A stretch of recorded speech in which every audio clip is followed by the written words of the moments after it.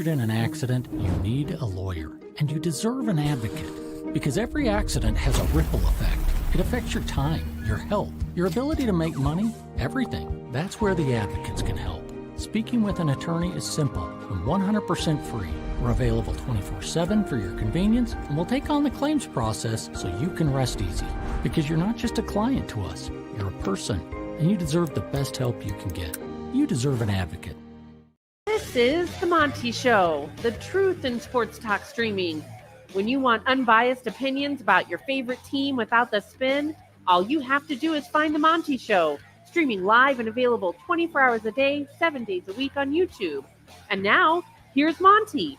Hey, The Monty Show, live on your YouTube machine. Happy Thursday. May the 22nd be with you. You guys having a long weekend starting tomorrow? We are. Enjoy your Memorial Day, and I know I say this, and it annoys people when I say it. It's not Happy Memorial Day. Absolutely enjoy the extra time off, the extra R&R. Maybe you get in a couple extra rounds of golf, barbecue with the friends. Just remember why it's Memorial Day, because people who came before us laid their lives down so we could golf, barbecue, hang out with friends. Keep that in mind. Enjoy your Memorial Day. We'll be back on Tuesday after today. As always, The Monty Show is presented by The Advocates at theadvocates.com. First day on the equipment. Right. First day on the equipment is right. The Advocates at theadvocates.com. Hey, man, I remind you that on weekends like Memorial Day, so a lot of people on the road. There's a lot of people on bicycles and motorcycles. There's a lot of parties this weekend. Please do not drink and drive. And remember, if you get into a wreck, do not trust your insurance company to look out for you, because they're not. They're looking out for their shareholders.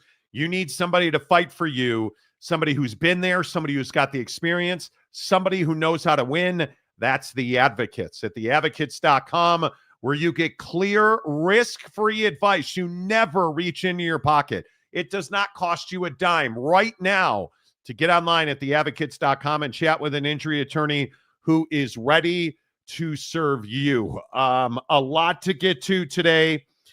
Jake is convinced that the New York Knicks are the worst basketball team he's ever seen, which I think is harsh, but I'm just a little Monty. We'll get to the NBA. Mm-hmm. Yeah, we will. We'll get to the New York Knicks. If you are just tuning into the show today, there is no question the big story of the day yesterday was the Jake Retzlaff sexual assault story. Big update on that story. A big update on that story. So you'll remember, and if you don't, let me reset the table for you. BYU quarterback Jake Retzlaff was accused of a heinous sexual assault. Not in a criminal matter, in a civil matter, where a Jane Doe, that means an anonymous victim, is asking Jake Retzlaff to pay her upwards of $1.2 million in a settlement, accusing Jake Retzlaff of sexually assaulting her 18 months ago in his apartment off campus at BYU, saying that he choked her, that he sexually assaulted her. She said no. All of these things. She says in part of this filing, she says that the Provo Police Department told her that victims never get justice and she should not pursue prosecution, which we all wondered aloud yesterday on the show. What about her civil rights? What about the fiduciary responsibility of the police department and law enforcement to pursue prosecution in cases like this to its very end? Today, the Provo Police Department released a statement saying that there was not enough evidence to pursue an investigation. I'm not telling you that that means Jake Retzlaff is guilty or innocent or anything else. I'm simply telling you it does not add up. The statement this woman released, the filings, the accusations don't, in my mind, math.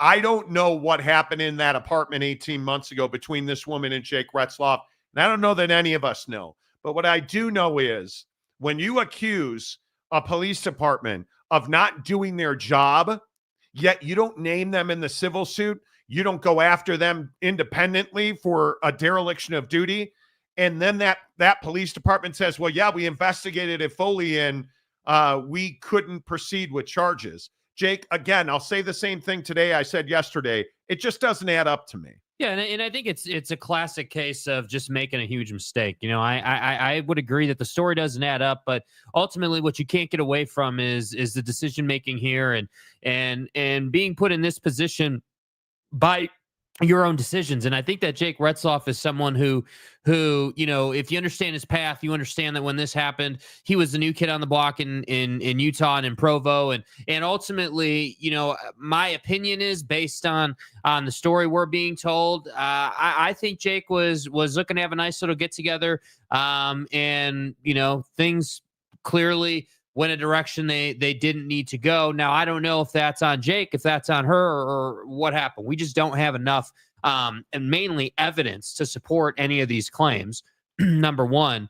But number two, we also haven't heard both sides of the story. And I think that that's an important piece here. Like, obviously, you know, Jake's attorney yesterday, you know, came out and said that he's factually innocent and, you know, put out a statement, you know, so that's their stance. But we haven't heard from Jake himself, and that's not surprising, obviously. But to be clear, his family and his attorney gave us a no comment yesterday night, and Jake Retzlaff and his family have refused to comment on the situation. Just to be clear, which is for sure. So I think that this portion about the Provo Police, you know, saying that there was not enough evidence at that time for them to proceed with a criminal investigation, I think is also really interesting. And I think that, you know, when we talk about this not adding up and the math not mathing, that's what I think has to get vetted out here. We need some kind of actual like corroboration or testimony or something that gives us a real good idea of what actually took place. Because if we knew, just as an example, if one of his teammates or the girl's friend that was with her that night before she left, you know, if we could get their side of the story about how things were going but when they left, or like just context of the situation, even that would help. But I just feel like we're in this spot where all the allegations are out there. The Provo Police has weighed in. You know, he just said what Jake's family and representation said. Like, we're just kind of sitting here waiting now for this process to play out. And, you know, the unfortunate part is when you're involved in these types of things, the waiting is the worst part. It would be great for everyone involved if the trial could be tomorrow, you know, like, honestly. And I'm going to say again what I said yesterday about BYU. After doing some probing and talking to some folks, I don't believe they had any idea this was coming. I don't think that they had been tipped off. I just don't think they knew this was happening. And if you believe what's being put out there, I don't think the Provo Police Department knew this was Jake Retzlaff. I don't. She was apparently not cooperative. She was not easy to get in touch with, according to the police. I don't think the Provo Police Department knew this was Jake Retzlaff.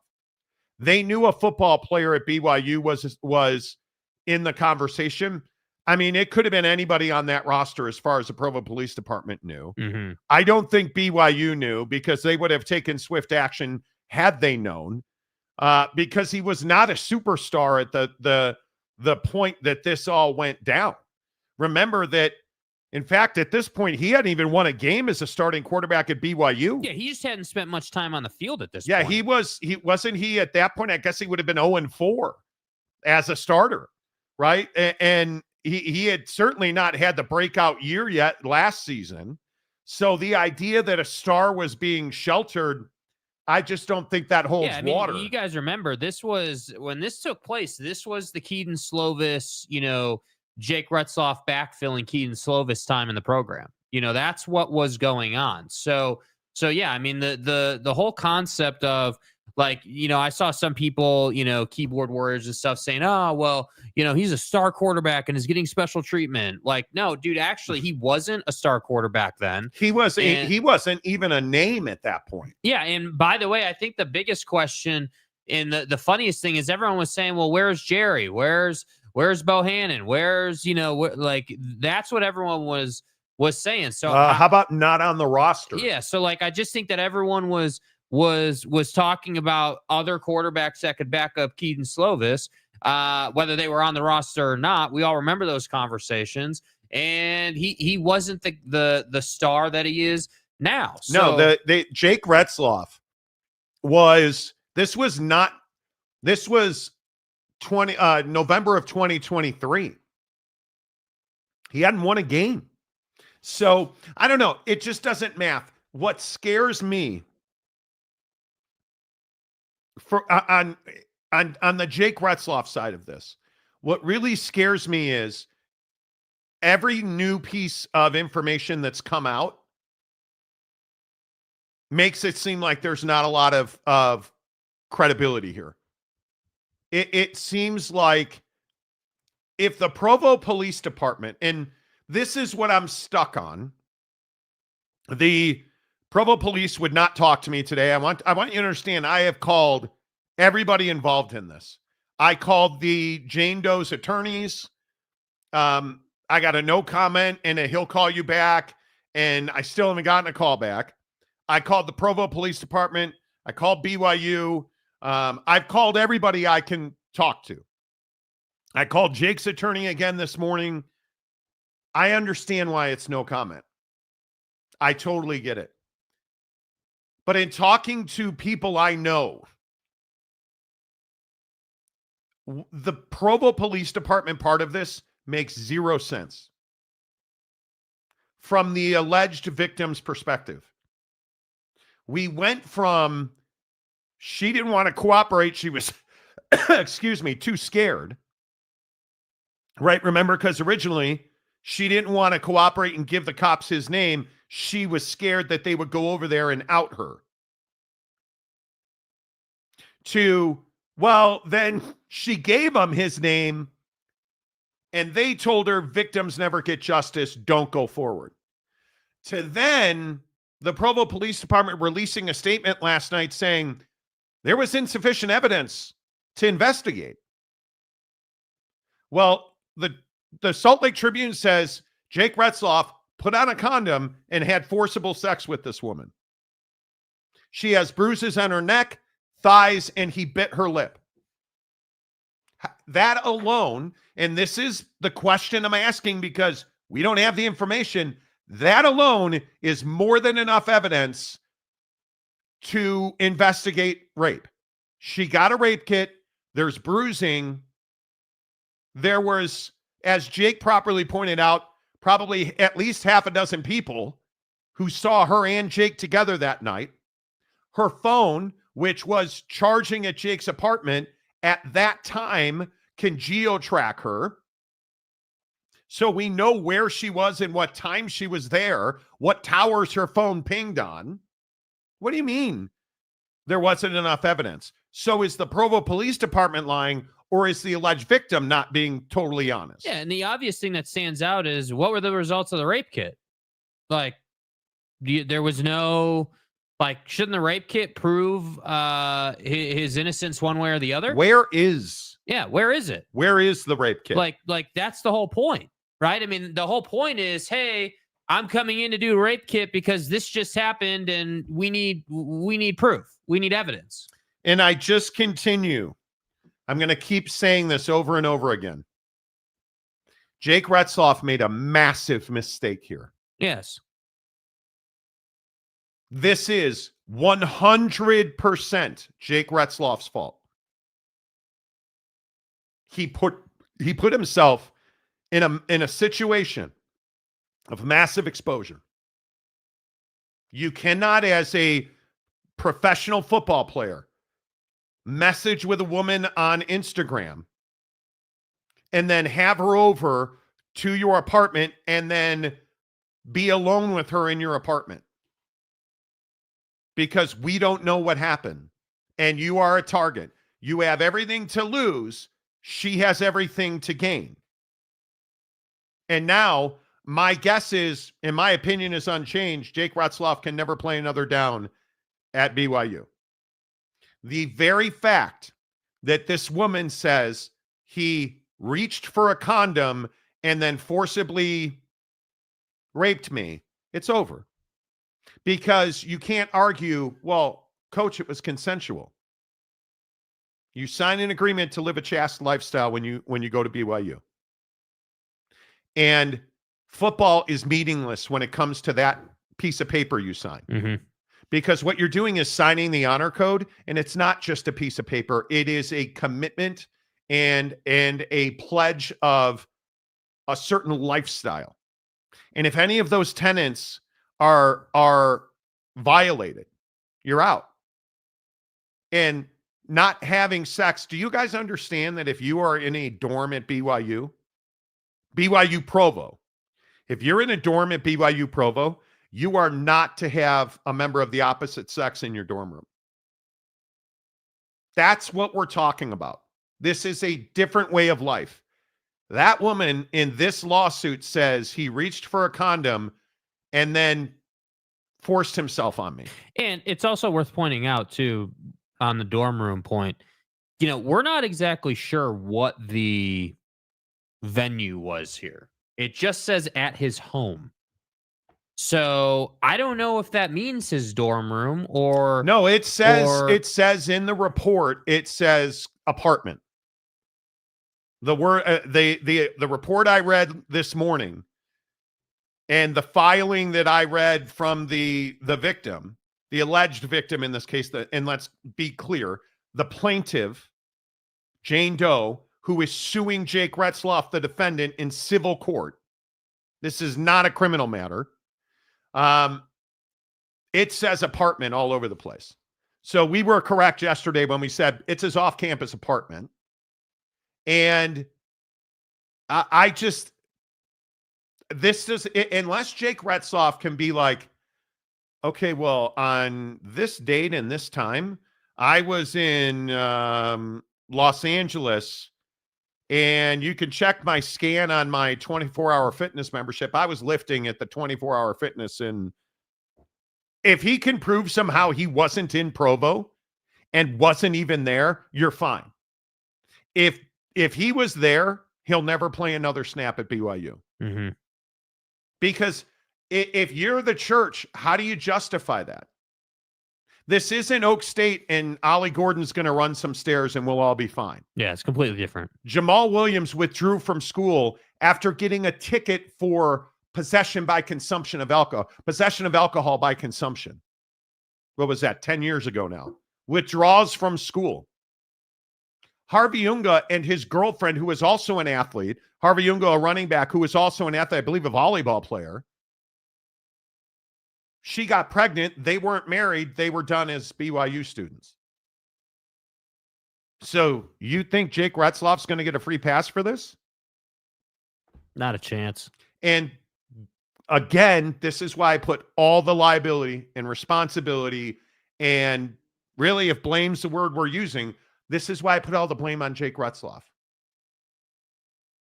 You're a student at a massive campus. Go meet somebody. Go to J-Dogs. Go to Smoke and Bones. Go to Public. Go out and meet somebody.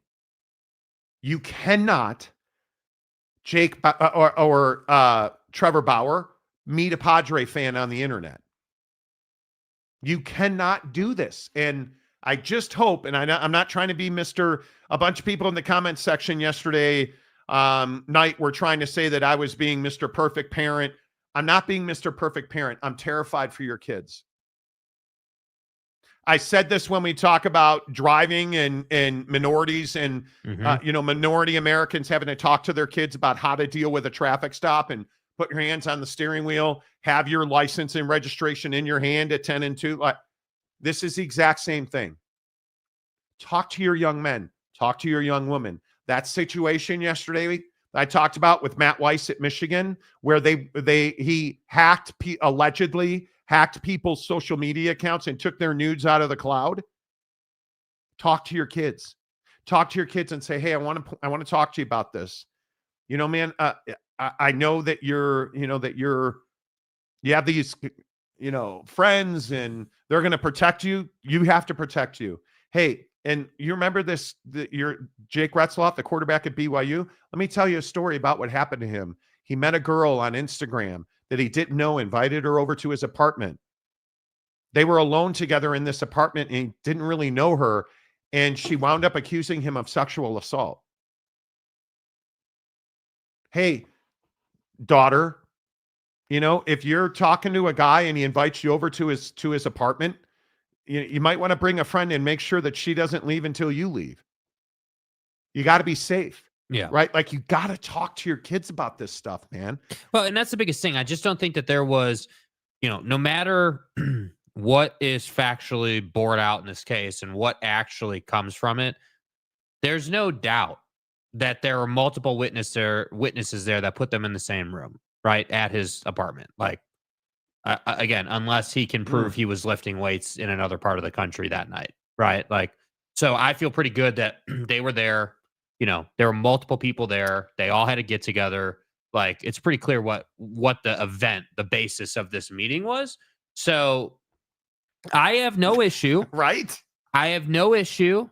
And again, this is, this goes, I think would go against the honor code, but having, two women in your off-campus apartment, that's an honor code violation. So at BYU, that's not good. Now, any other school, that'd be a normal thing.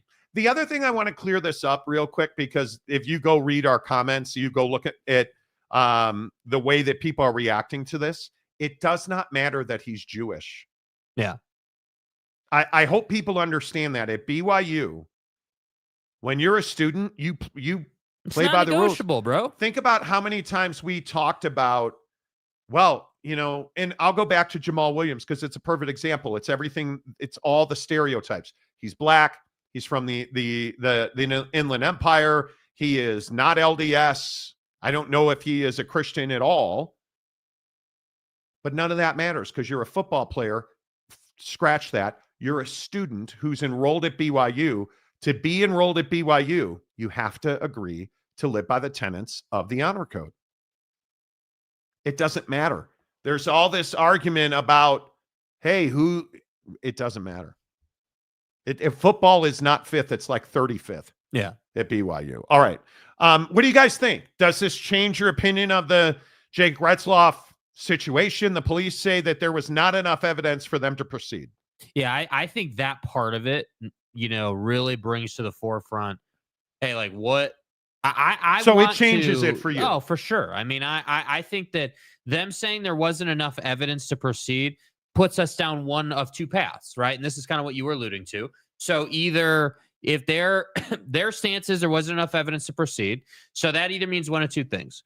That means that there's some massive cover-up going on here, and the Provo Police Department chose to cover this up and protect the institution, tinfoil hat material, right? Like, that would be a shocking revelation if that were to be the truth, and I don't think that's the truth. What I think is there wasn't enough evidence to proceed, and something, in my opinion, something happened between Jake and this girl since that night. There was some type of communication, something like there is a reason, and this is kind of what we discussed yesterday.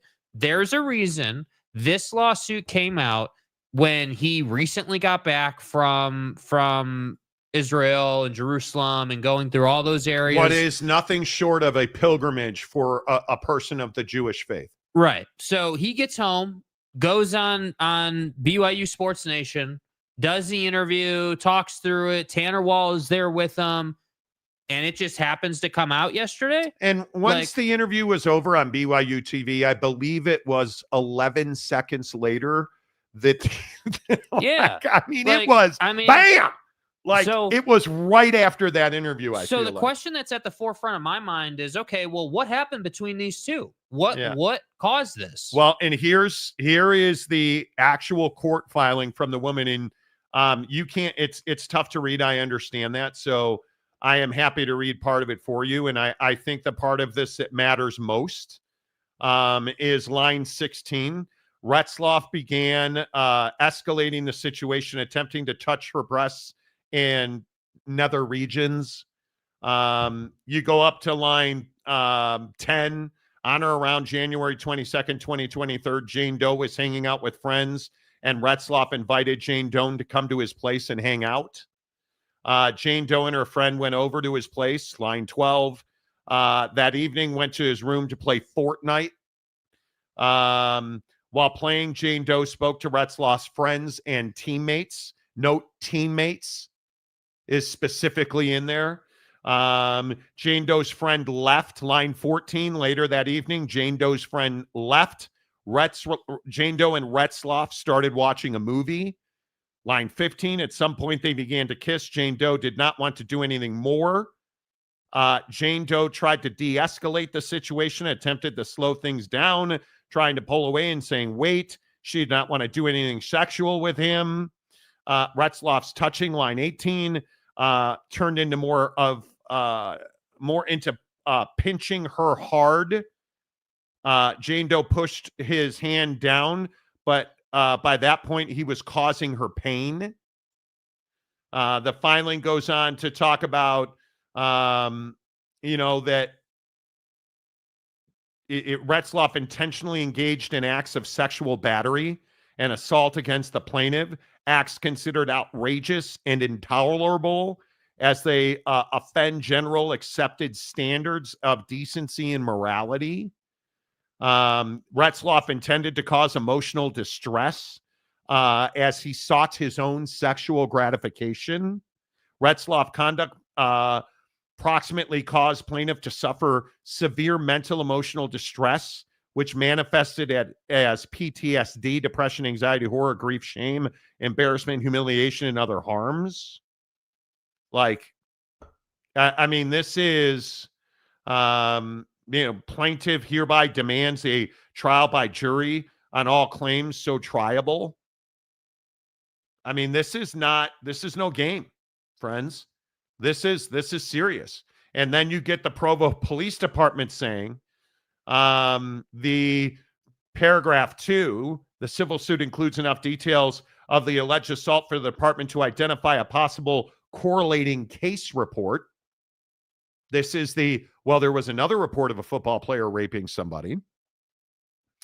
Our records show on November 23rd, our department received a phone report from a woman with initials AG who gave a similar account. The Provo Police Department collected evidence, was examined, and it revealed no actionable investigative leads. And I think that's really, really important verbiage. The evidence was examined. No actionable investigative leads. Our victim advocates followed up several times to offer service, but received no response. That means no DNA, right? That means no links to Jake. That means that they didn't have evidence enough to connect Jake to these claims. Yep. I am in a place where I think it is really,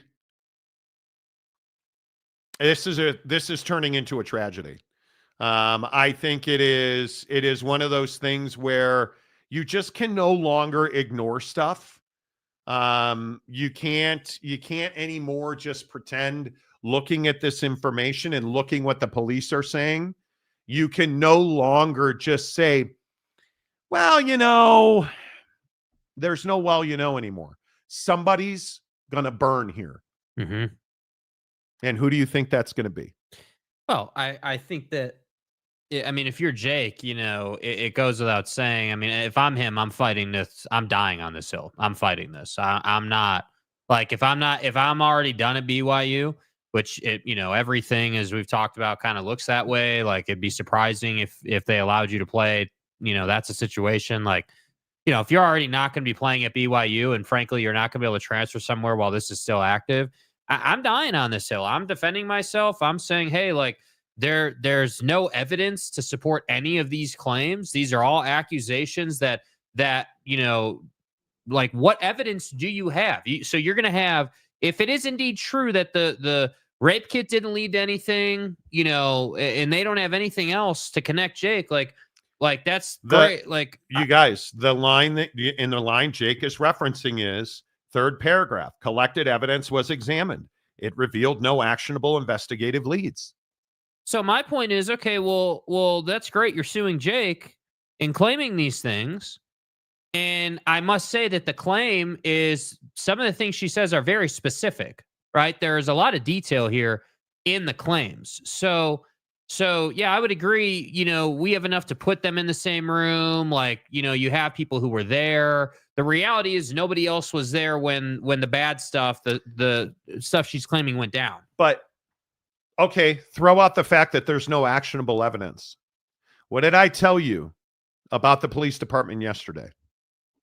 They have a federal level, and I want people to understand this. They have a federal level responsibility to not only protect this woman, but aggressively pursue her allegations. And she claimed in her suit that they said, you don't want to pursue this, something to the effect of, you don't want to pursue this, victims never get justice, which would be a civil rights violation. And it would lead to enormous amounts of oversight and penalties of that police department. So I think it's important that the last paragraph right here above the graphic, the civil suit states that the Provo police personnel discouraged the victim from proceeding by telling her there is no justice for victims of sexual abuse, right?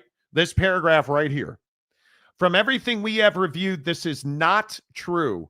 We have a team of dedicated investigators and victims advocates whose sole mission is to provide justice to victims of sexual abuse. They do not send people away warning them there is no justice for victims. No police department is going to do, and I said this yesterday and you all said it was a cover-up. No police department is going to cover up a rape for an 0-4 quarterback. And I don't care what town and what university we're talking about. So a lot does not make sense here.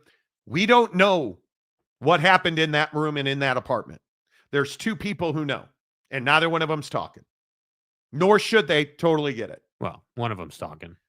Well, that's very true through her lawyer. Yeah. But Jane Doe, which is why, and I understand why people were so pissed yesterday that I said she should have to use her name. If this was a criminal case, I would totally agree. Jane Doe, protect her. People are stupid. This is a civil case, and the police told you there was no actionable evidence. And then when they tried to follow up with you, according to the police, you were not available and did not cooperate. So if you're going to go file a civil lawsuit for what we believe to be $1.2 million, you're going to need to put your name on paper. And it goes without saying that we need to see the DM interaction as well, because it would not be, it would not be out of the question for these two to have had communication over DM that was more than just, hey, do you want to come and hang out? Well, and I will go as far as to say, and I don't remember who said it. Somebody said it. It might have been somebody in the comment section yesterday made a very interesting point that you probably wouldn't have won in criminal court, but you'll win in civil court, just like OJ, who of course won in criminal court and lost in civil court. Maybe that's where this is. I don't know. But when the cops are being this transparent, and when the Provo Police Department is accused of a civil rights violation, and they say we collected evidence, examined it, and it revealed no actionable investigative leads, our victims' advocates followed up several times to offer services but received no response. That is a very specific answer that you will need to be able to prove. Did you see a rape kit? That's what I want to know. Yeah.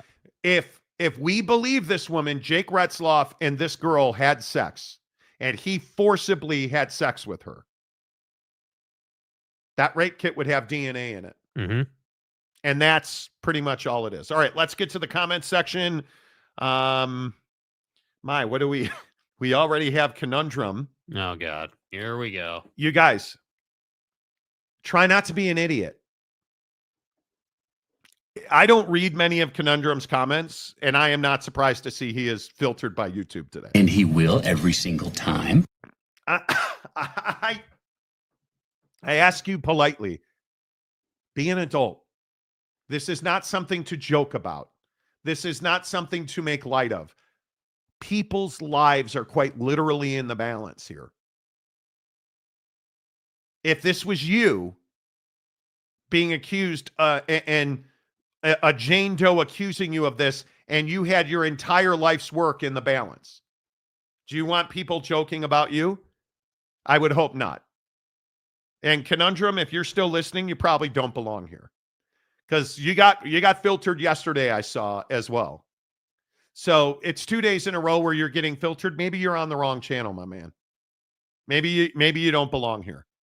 I don't. It's not that hard, bro. It is not that hard. Okay.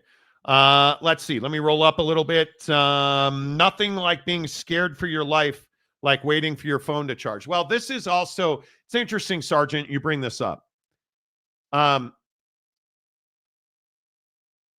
She talks about how in the filing, I believe it is, this Jane Doe talks about how Jake Retzlaff fell asleep.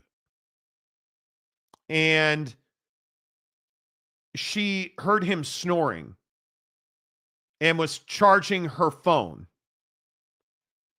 And he woke up at one point. She was scared he was going to take it from her, so she put it on the side of the bed. He began aggressively kissing her again. But she didn't want to just leave because her phone was dead and she couldn't call anybody.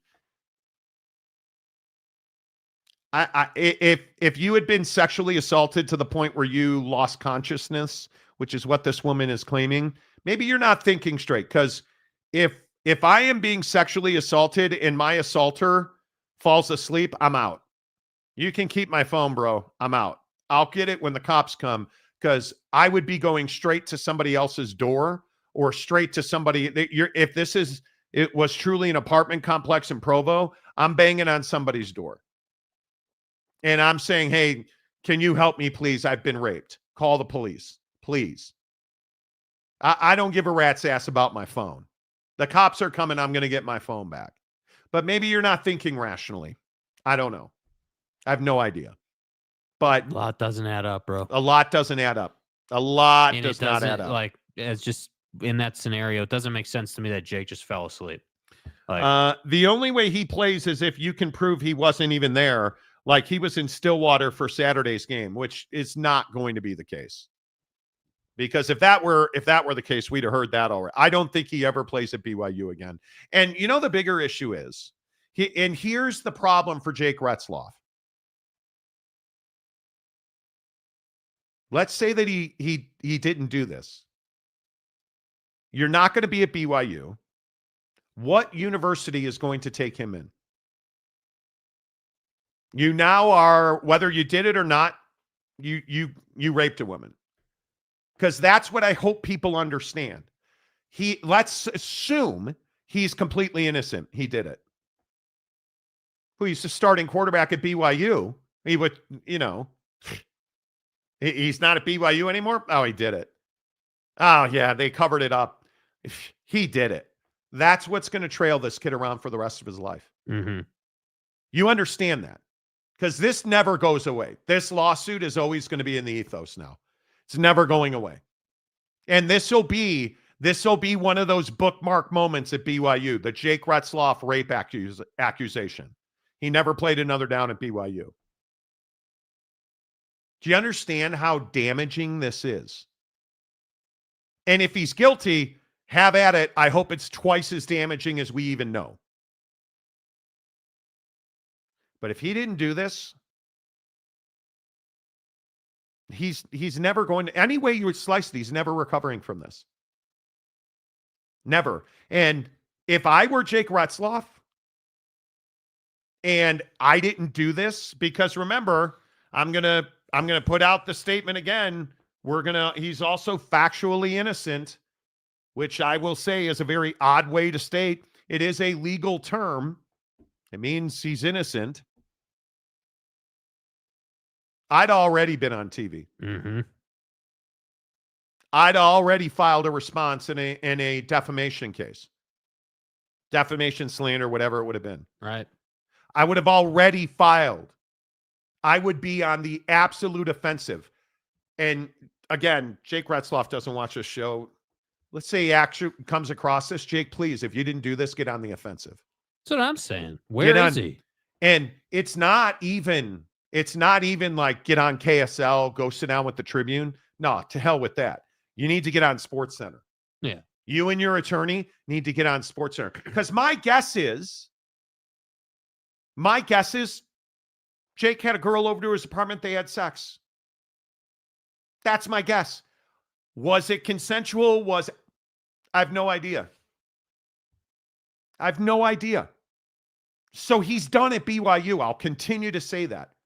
My opinion is, unless I'm completely wrong and this girl is just flinging shit against the wall because she straight up says he reached for a condom and then had sex with me.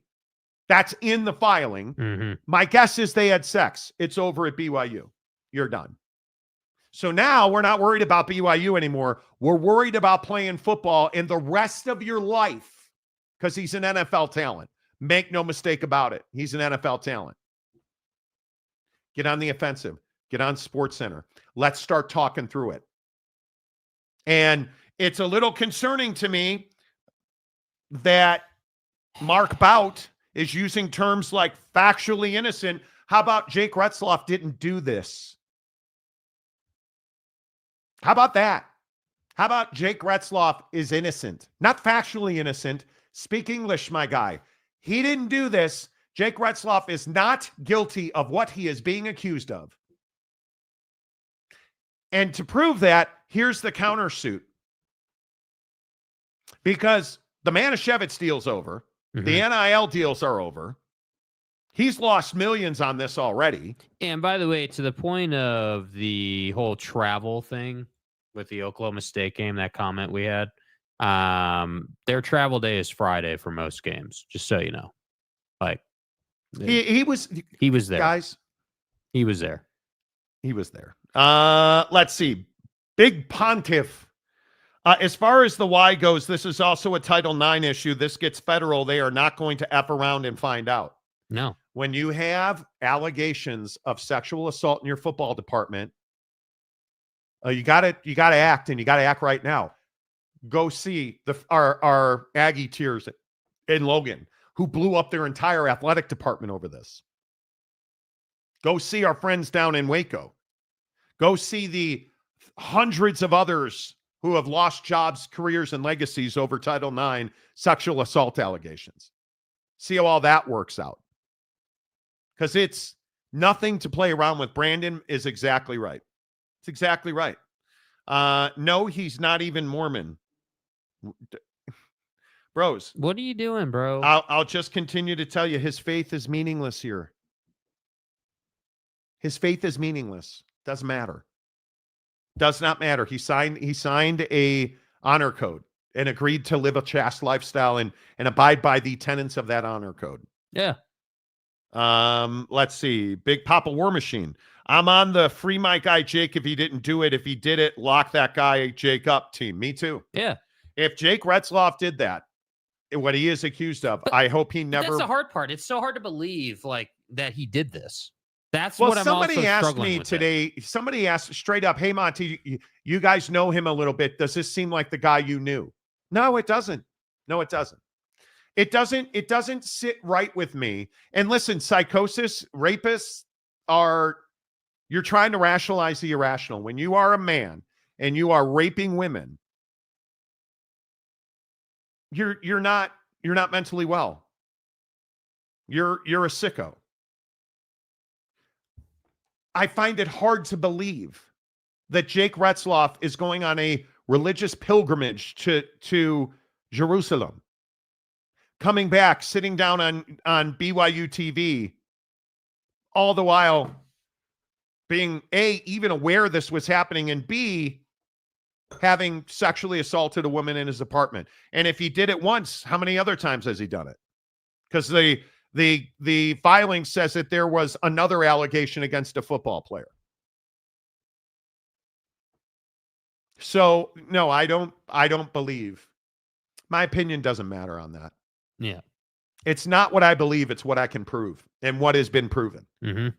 And I don't think it's been proven he did this.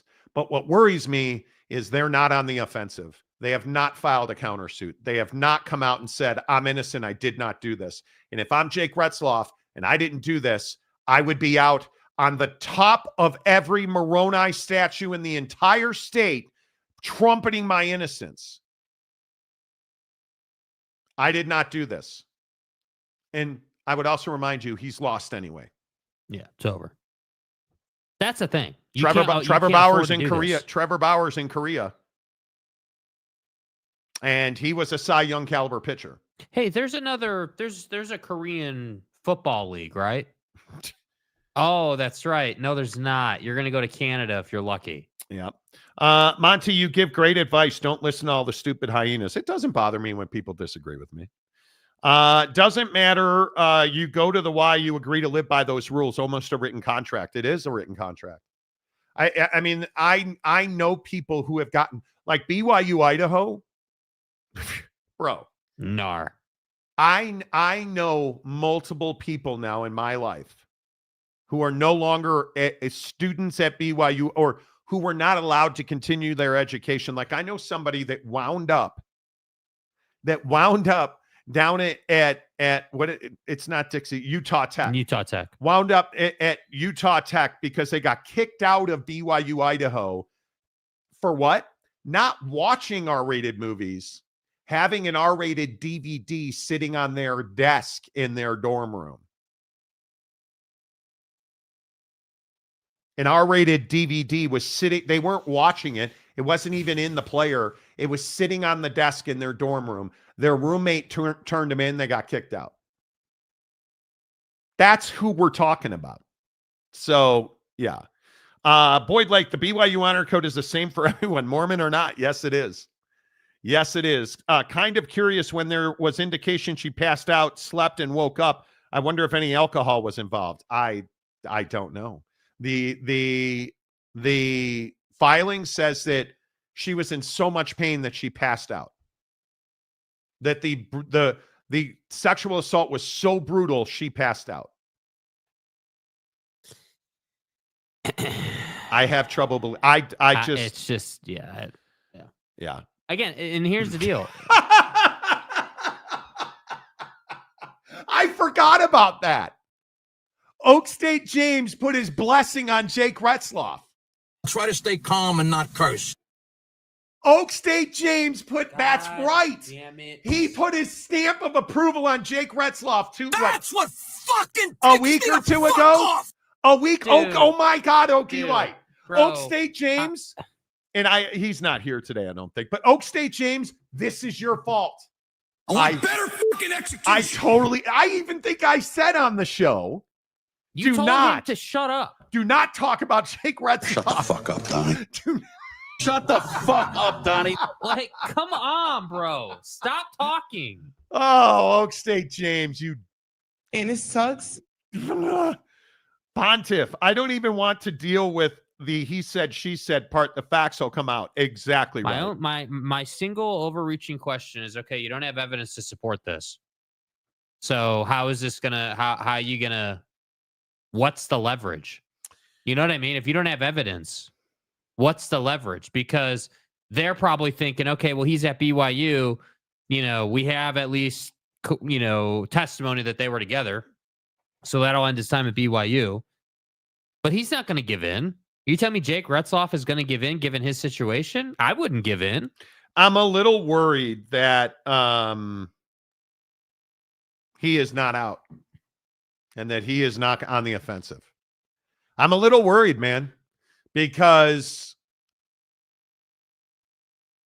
I mean, I understand lawyers are expensive, but does your reputation in the rest of your life have a price tag? His lawyer did say they weren't going to play this out in the media. But in the that's statement. right. But you can't do that when you're in Jake Retzlaff's position. I've worked in sports media for years and years and years. Kobe Bryant and Trevor Bauer are the two best examples. And Trevor Bauer is probably the best example. Right? Get after it. Get it. You have got to get this woman's digital footprint.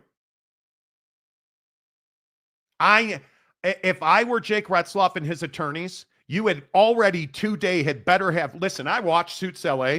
I know what investigators do.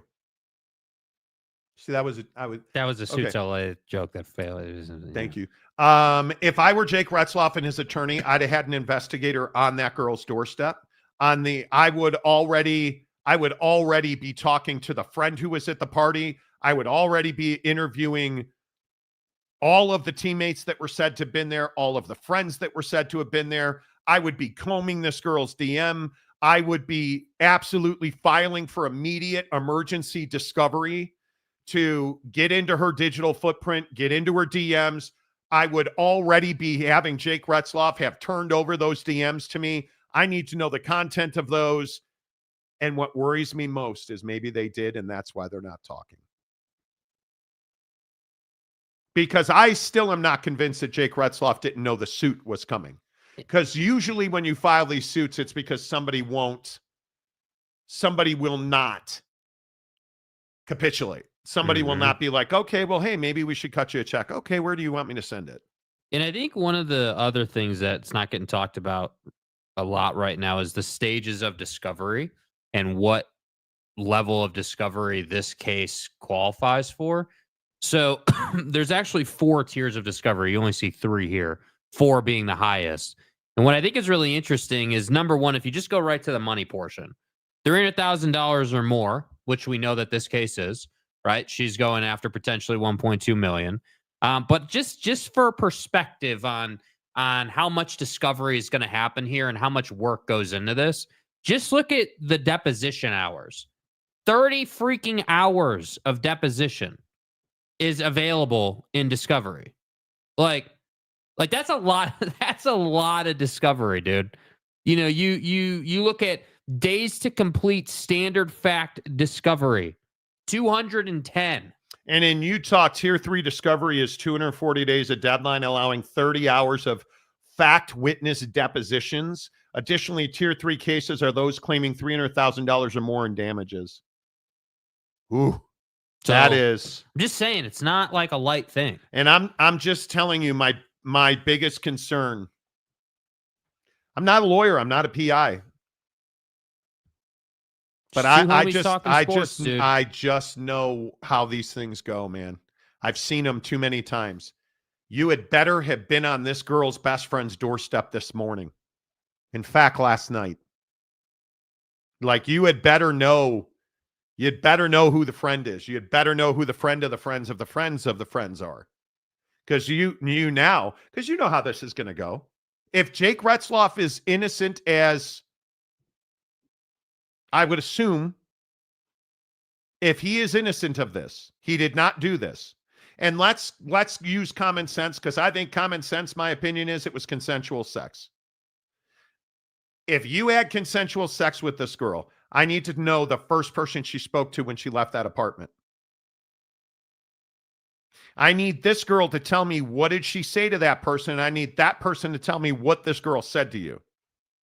Who did she outcry to? I need to talk to that person. Here's the thing, though. When was the rape kit done? Well, that's what I was going to say. Where was the rape kit done?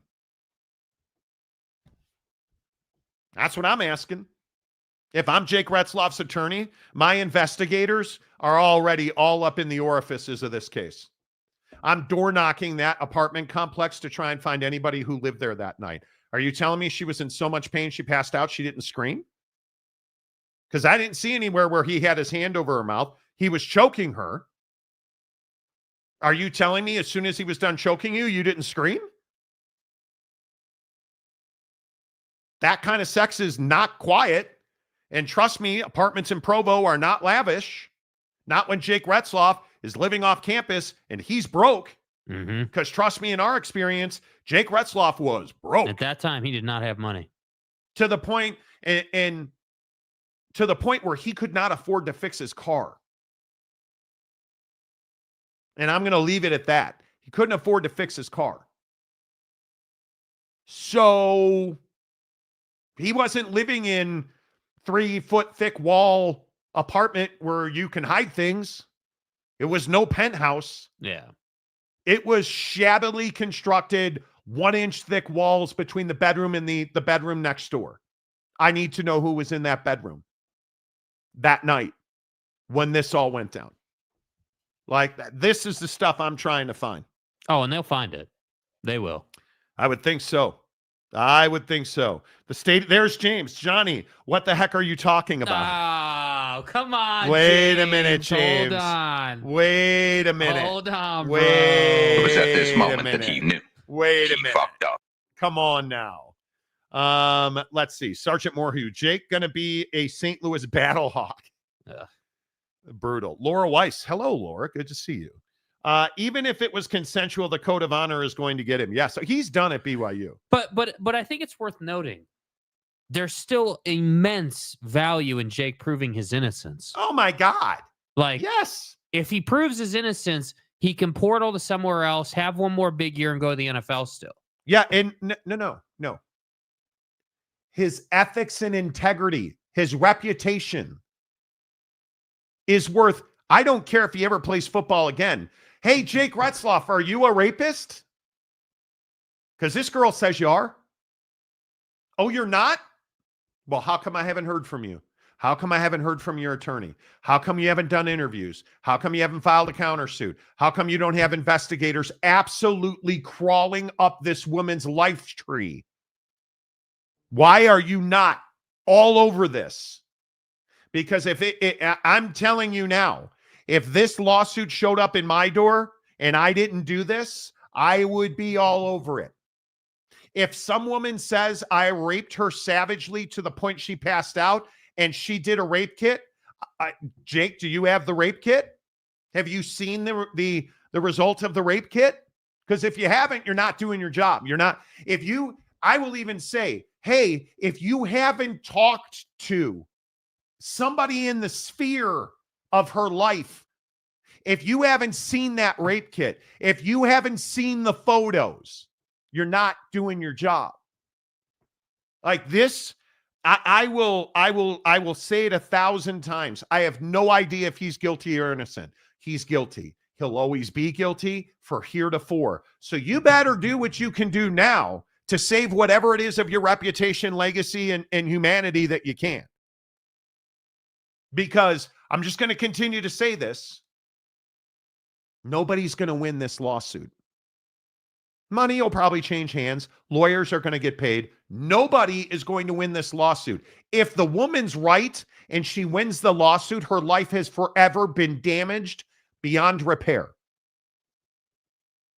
If Jake Retzlaff is innocent and did not do this, his life has been damaged beyond repair. Nobody's winning this lawsuit. Just know that. So if you're Jake Retzlaff, let me just ask, what do you have to lose by going on the offensive? If you are innocent, why are you silent? Because the two are not congruent. They don't go together. If you are innocent and somebody says you're a heinous rapist, generally silence is not the first tactic I take. That's what I'm saying. Like, what the hell happened here? Because I don't believe her story 100%, but Jake's not talking. And I have to agree. I don't like the tact of we're not, whatever his lawyer said, we're not going to play this out in the media or whatever. Why the hell not? Why not? Why are you not using the media to your advantage? Like, give the kid the chance to be asked, hey, did you rape her? So he can say, no, I didn't. And, we're going to prove that. Like, I don't know, man. I think it is. Dude, I don't I mean, at what point do you, like, obviously Jake is smart and his legal team is smart and his family is smart. Like, do you just not, obviously they care about the honor code portion of this conversation and the fact that he's done at BYU. But like, I don't know. I guess I'm just surprised that you decided to go the route of, we're not going to talk about this. Yeah, it's not helping you. Yeah, I understand there's a process. But I am somebody that firmly believes when you are accused of something you did not do, you do not sit on your hands. You don't wait for the first meeting. So then the question to me becomes, okay, let's say that it didn't go the way the Jane Doe is claiming it went, but Jake has something to hide. I don't know what he'd have to hide, but just that's why they don't want to talk. That's going to come out. I wish if I were advising Jake Retzlaff, my advice to him would be BYU's done. Football is done until this is done. Now, what? Did you? What? Nothing, man. Football is done until this is done.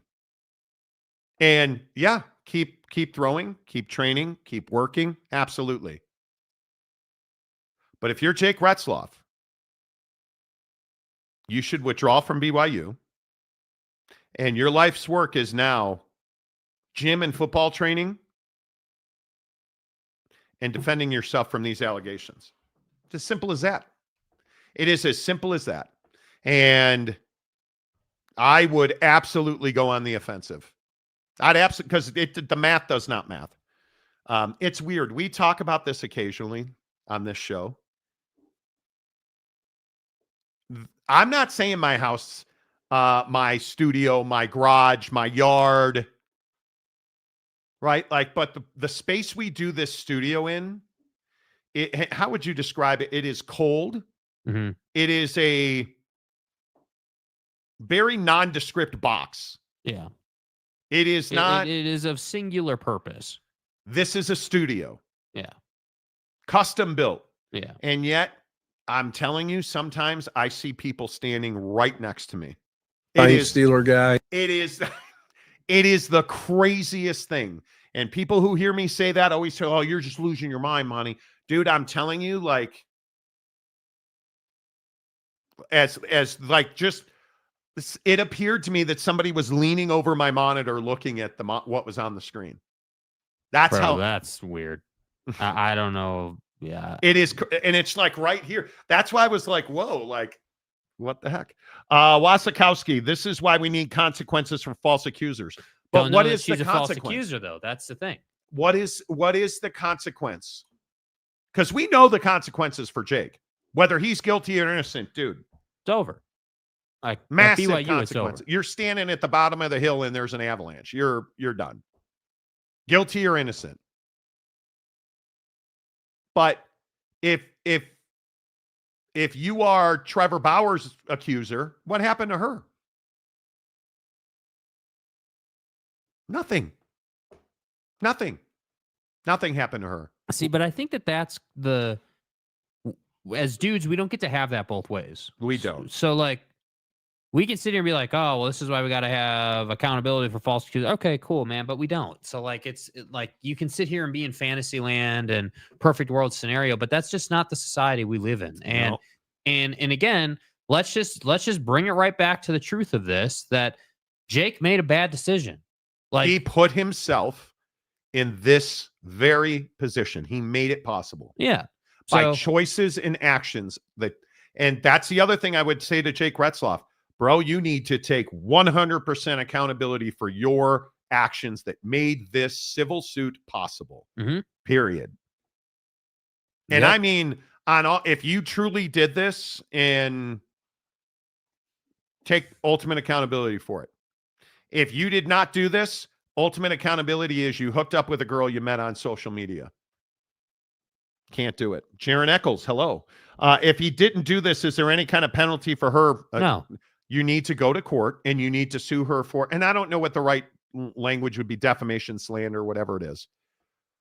Character assassination, and the fact that it cost you millions of dollars. I'm only assuming that he has likely lost the Manischewitz deal. He is, I'm assuming, going to lose his NIL deals. I'm assuming he's going to lose his scholarship. What happens, though, and we've seen this in limited situations before, if let's say the Manischewitz folks double down on Jake and they say, they don't say anything and they continue to support him. And because that's what you need to look for here, in my opinion. I think you need to be looking for, folks that are doing NIL deals with him. What is their behavior? What is anybody else's stance around him? Because that's what's going to tell you 100%. what That's right. Because those folks are going to know more than a lot of people will. Those people will have more information than the public has, in my opinion. Right? They're going to know, like, they'll be able to talk to Jake, and Jake will be able to tell his side of the story and give them, the truth, air quotes, the truth. Yeah, I think it is really, really, really important. It's dangerous to go on the offensive ever. I understand that. But you cannot allow people to assassinate your character. You can't do And it. I just don't think he's got, with all due respect to this situation, at this point, I don't think he has a lot to lose. You're done. You're done playing major college football right now of any kind. You are now a normal citizen in this country until this is over. That's just the reality of it. So I just don't understand why we're taking this stance of hey, we're not going to play this out in the media and we're going to respect the process. Oh, you mean the process that just removed you from everything you've ever known? Come on, dude. At what point do we change the tact? And I get it. It's only been a day, but I need a dog. I'm a little surprised. And the one other thing, I'm glad I thought of this. I was talking to a friend of mine that's a lawyer who said, it's interesting he selected a lawyer that's based in Salt Lake City. And while the filing is in Salt Lake City,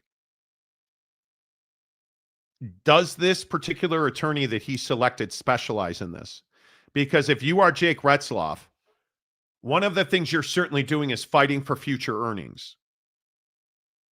Reputation aside, you are fighting for future earnings here, because if you do not wholly and completely clear your name of this, you'll never play in the NFL. You'll never play in the NFL. So I don't know the attorney. I did some research on his attorney, attorney Baute.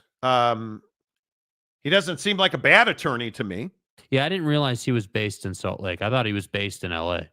He's a I UCLA thought that he guy. was. Is he really? And maybe I got that wrong, but I thought he was based in. He may be based in Salt Lake. What I know of him and what I've seen is that he's a big time UCLA guy, has multiple degrees. Has defended bigger athletes before. I'm not saying he specializes in dealing with BYU's. No, you're correct. My complete mistake. He is based in Los Angeles. My apologies. So he is based. But so it's then still an interesting point, though. Then that changes my opinion, and I will actually text my lawyer friend because I gave him bad information. Because my lawyer friend said to me, it's interesting. He took an attorney based in Salt Lake City because he needs a pit bull. Yeah. He needs a dog. He needs a shark. And I'm curious, and maybe somebody out there who knows this, because a ton of people DM me last night, but I'm curious, how did he wind up selecting this attorney? I would assume his parents had to be involved in that. I would assume. We're in May, so I don't know where Jake Retzlaff is physically residing right now. If he is here, he was on BYU TV yesterday, so I'd assume he is in Provo. You need to withdraw from school and you need to go home. And you need to train and you need to fight for your future earnings. Mm-hmm. That's what I would be saying. Because we have seen before, dudes have gone through gnarly stuff and come up the other side and had a career, right? I mean, that's possible. But I think you have to go about this a certain way. You do. And I think that the whole idea of not because it's very much this thing mentally where it's like, hey, what are you going to embrace if you're Jake Retzlaff here? So is Jake comfortable with the idea of what you just said? Here, and I'll put this on the screen for you. This is what his attorney's background looks like. And you guys tell me, is this the guy you want fighting for you? Because it would appear he's got a lot of really known big name experience. Derek Rose's federal jury trial against Jane Doe, in which an innocent NBA athlete was falsely accused of sexual assault. There you go. Breach of contract case against Lisa Kudrow for the syndication revenues of the TV show Friends. The racketeering trial in federal court by Quinn Emanuel against Regency Outdoor Advertising. Nicolette Sheridan's trial against the Walt Disney Company. Dude, this guy's got experience. So he's got experience. And maybe that's why I'm assuming that's why he was selected. So I just wonder, like, he's got experience, based on those credentials. I have no doubt he's capable. But I really am stuck on this thing about handling this outside of the media and proving his innocence through trial or what. Yeah, that's a mistake. I just don't. I don't know, man. I don't know if this guy's tact is to, hey, we're going to keep this out of the media for now, and I'm going to go after these people, or what? You know what I mean? Like, I just think it's a really interesting strategy when you think about everything that Jake has on the line. But the point I was making before we got this credentials was, if you're Jake Retzlaff, where are you at today? Day one, in my opinion, post, hey, this came out. Are you in a place where you're good with, yeah, I'm gonna leave BYU, gonna go home, and I'm gonna handle this, and I'm gonna keep myself in shape and continue to stay ready? Like, are you good with that? Curious. Or are you fighting that? Because Jake has been, and it's important you guys understand this, bro, Jake's been grinding his whole life. Like, you're talking about a kid who was third on the depth chart for his high school team, and the only reason he saw the field was due to injury, and that's when his career took off. Like, this is not new to him. Yeah, I think it is really interesting. Like, the Derek Rose trial stands out to me. He was accused, I remember it vividly. That was about 10 years ago. He was accused with a couple of other friends of his, of sexually assaulting a woman who was, I want to say, too drunk to participate. And he was, why I remember that case? Because I believe after the verdict was over, the jurors were out in the hallway taking pictures with Derek Rose. The jury, who had just acquitted him, was out in the hallway taking pictures with him. So I think and I can look that up. I think it's very interesting. This is a completely different Rose. Well, I must have looked at this link. There you go. Rose's ex-girlfriend said he and his two friends raped her in August of 2013 at her LA apartment. Neither side denied that the men had sex with the woman, but the issue was whether she consented or was too intoxicated to do so. Defense lawyers painted the woman as a liar who tried to sway jurors through her tears to get Rose's fortune. The woman's lawyer called the men sexual deviants. They conspired to rape her after she was drunk and incapable of consenting. Rose was in court looking down as the verdict was read. As soon as the first question was answered by the jury, his attorney got up and shook the hand of each of the three defendants. And there it's Mark Baute being quoted. All three men were innocent from day one. We're very happy the system worked. The woman's attorney, Joaquin McCoy, said he will explore appeal options. That's interesting. I mean, I don't know. I don't know how you compare the two, but his lawyer's got experience fighting that kind of case. So we'll see. Retzlaff has to fight like he's the third cat on Noah's Ark and it's pouring rain. Well, you're not wrong about that. Yeah, bro. Like, Kurt Myers, sometimes the less said is the best option, rarely in these cases. Well, and that's my point. So, like, Kurt, I think that it's just a really interesting strategy to employ. Like, that strategy tells me you're confident you can go to court and beat the hell out of this woman in court. That's what that strategy tells me. What I'm confident about is you're confident if you're not saying two words and you're innocent, there's an overwhelming amount of evidence that tells you this case will never get in front of a judge. Yeah. That's all it can be. Because I'm telling you right now, this is not unlike life or death for Jake Retzlaff. This is his employment life. Yeah. Forget football. He'll never get a job if he loses this case. He will never, ever get a job. Are you going to hire somebody that was found civilly liable for sexual assault, a heinous sexual assault? No, you're not. Are you going to employ a quarterback who was found civilly liable for a heinous sexual assault? No. You're fighting for your life right now. Is Jake Retzlaff going to have trouble finding a wife? And when he gets married and let's say they have kids, is he going to forever be running from that civil judgment that he lost? Yes. This is the rest of his life. You don't sit in silence, man. In my opinion. Yeah. That's just me. There is a reason why we have Miranda rights. Yes, we want to tell our side of the story, but people have a tendency to say the wrong things when talking under duress. Okay, well, first of all, Miranda is in criminal cases when dealing with law enforcement. Second of all, in civil cases, what is the only thing that determines guilt or innocence? Responsible or not responsible? Because that's what it'll be. Public opinion. Because especially if this is heard in Salt Lake City, everybody knows who Jake Retzlaff is.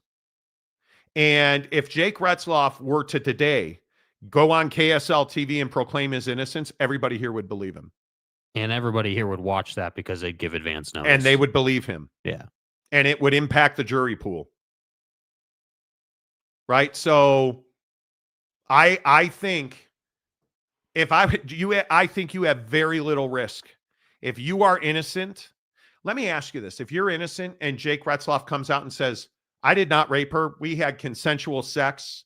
And because if you're Jake Retzlaff, play this out a little bit. Yeah. Okay, I've met this girl on social media. I don't know how. She reached out to him. He reached out to her. I need to know that. But either way, you guys have been talking for weeks, haven't been able to get together. You're busy. She's busy. Well, and what it said is that she lived in Salt Lake City. He was down in Provo, so it just hadn't worked out yet. Right. It's football season. Yes. So you've been talking for weeks. Finally, one thing leads to another. Party at his apartment. Fortnite, you bring your friend. Oh, it was a great night of we instantly had physical chemistry. We had great sex that night. When you have a girl, you have sex with her, she leaves. What is your next course of action? In normal times, what do you think the next thing you do is? Well, I'm going to tell my friends and I'm going to text her, hey, had a great time last night. What are you doing tonight? Hey, when am I going to get to see you again? Right? And if the sex sucked or whatever, you don't want to see her again, same thing. She's probably reaching out to you. Hey, actually, it's not going to work out. Or I'm not going to answer her at all. Whatever it is. But what happens when you sexually assault somebody, when you heinously rape a woman who you've been communicating with on social media for weeks? And the first time you meet her in front of all your teammates and friends and a friend of hers, apparently it went well enough that the friend of hers went back to Salt Lake City. And so you heinously raped her. Okay, what are you going to do? Are you never going to communicate to her again? Probably not. Hey, are you okay? Where'd you go? What happened? I don't know. How did she get away from him? Maybe that plays part of the role. Did she run out of his house half naked at the first opportunity she got? Apparently not. Or did she just leave? Because my guess is, and let's say that he did choke her and he did bite her lip and there were bruises on her thighs. Yeah. Well, we had consensual sex that was very physical. Okay, are you going to text her? Yes. So there's got to be evidence of a continuing conversation. The only problem is, apparently, she went to the cops. She went to the emergency room because I think you only have, you either take a shower or you go get a rape kit. Yes. In the story goes that it had been, I believe, 3 days that she had waited to go to the cops to do the rape kit. Yeah. I think it's interesting. And anyway. I think, too, the last thing, I know we got to get the comments, but this portion about, hey, like, why did this come out yesterday? Like, had they been talking? Was there a private demand? Were they negotiating? Like, what led to this point? Because what doesn't make sense to me is, hey, okay, let's say all this happened.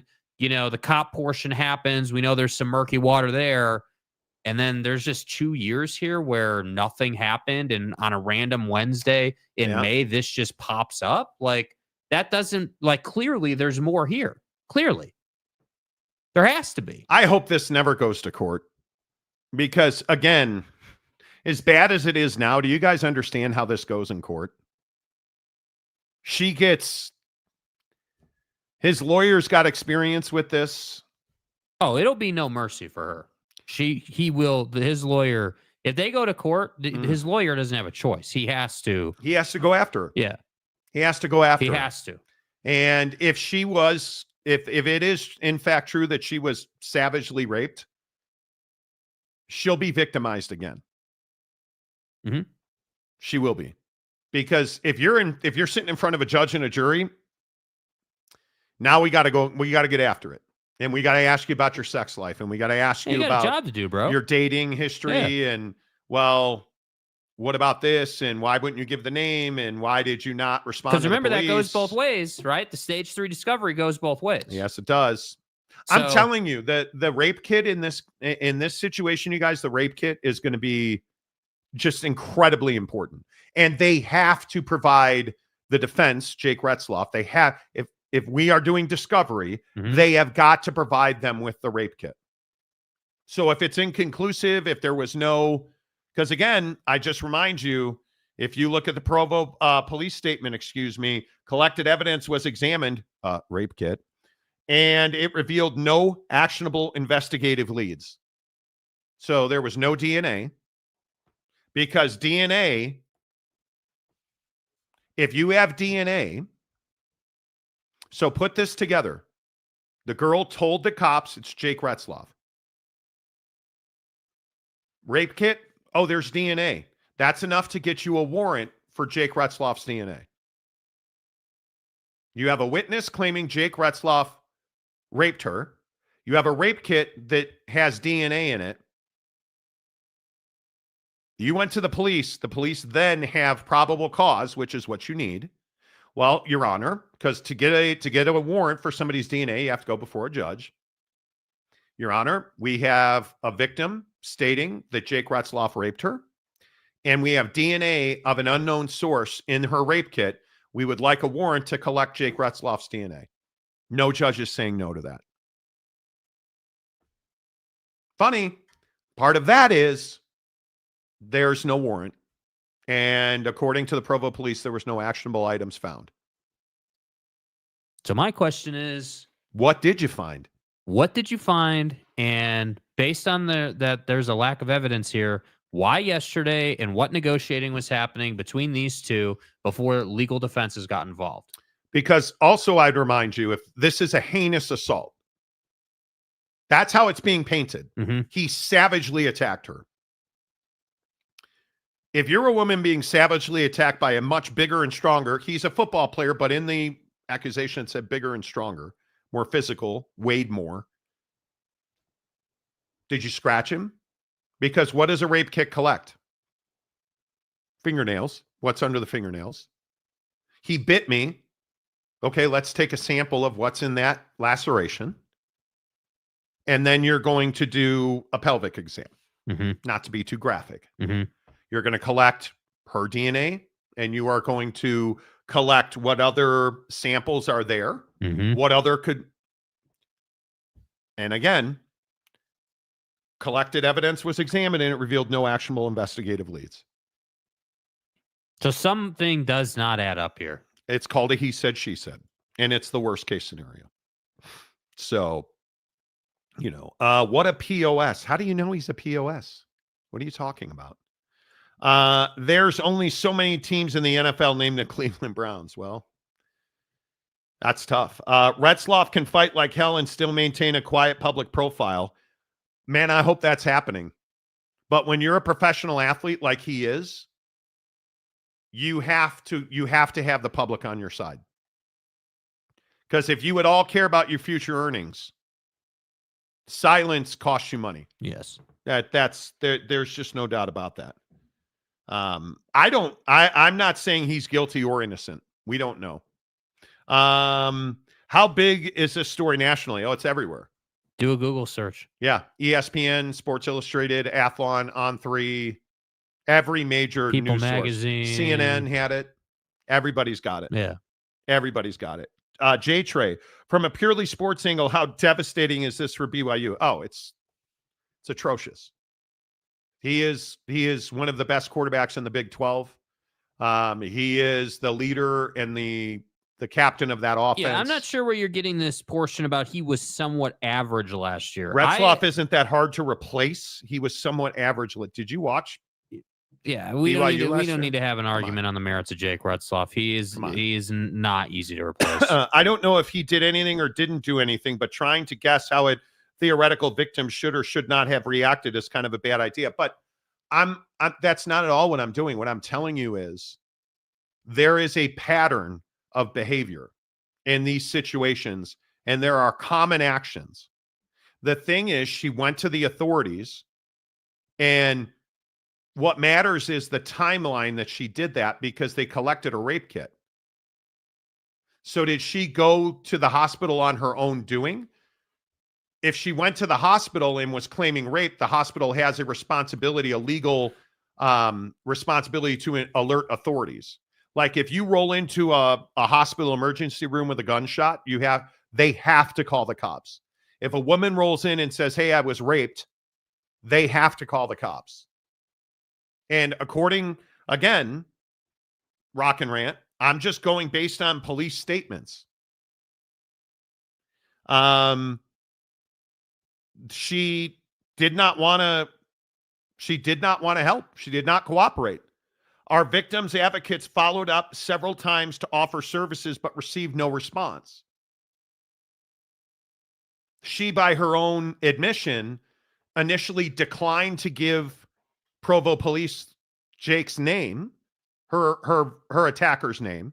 Then when she did, she claims that the Provo Police Department said, "Nah, sexual assault victims never get justice," which Provo Police Department wholly disavows ever happened.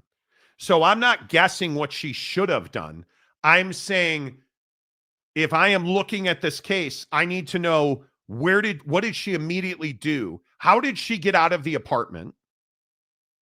What did she immediately do? Who did she, it's called an outcry statement. Who did she outcry to? Did she call that friend?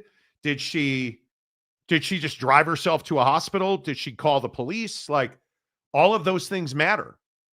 I'm assuming because there was a rape kit collected, it was pretty quick once she left his apartment that she took action to get medical attention. Because those things don't last a day usually. You can't take a shower and then go get a rape kit. Right? Like you can't wait 24, 48 hours and then go get a rape kit done. That requires you to go to an emergency room, to a hospital to collect evidence. That's what a rape kit, for those who don't know, you're collecting evidence.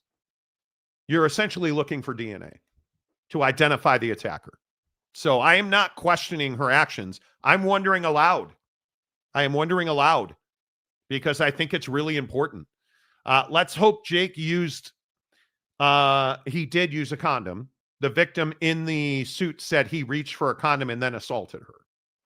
So, but it doesn't matter. There's a common misconception that because he used protection that there would be no evidence. That is, nothing is further from the truth. It's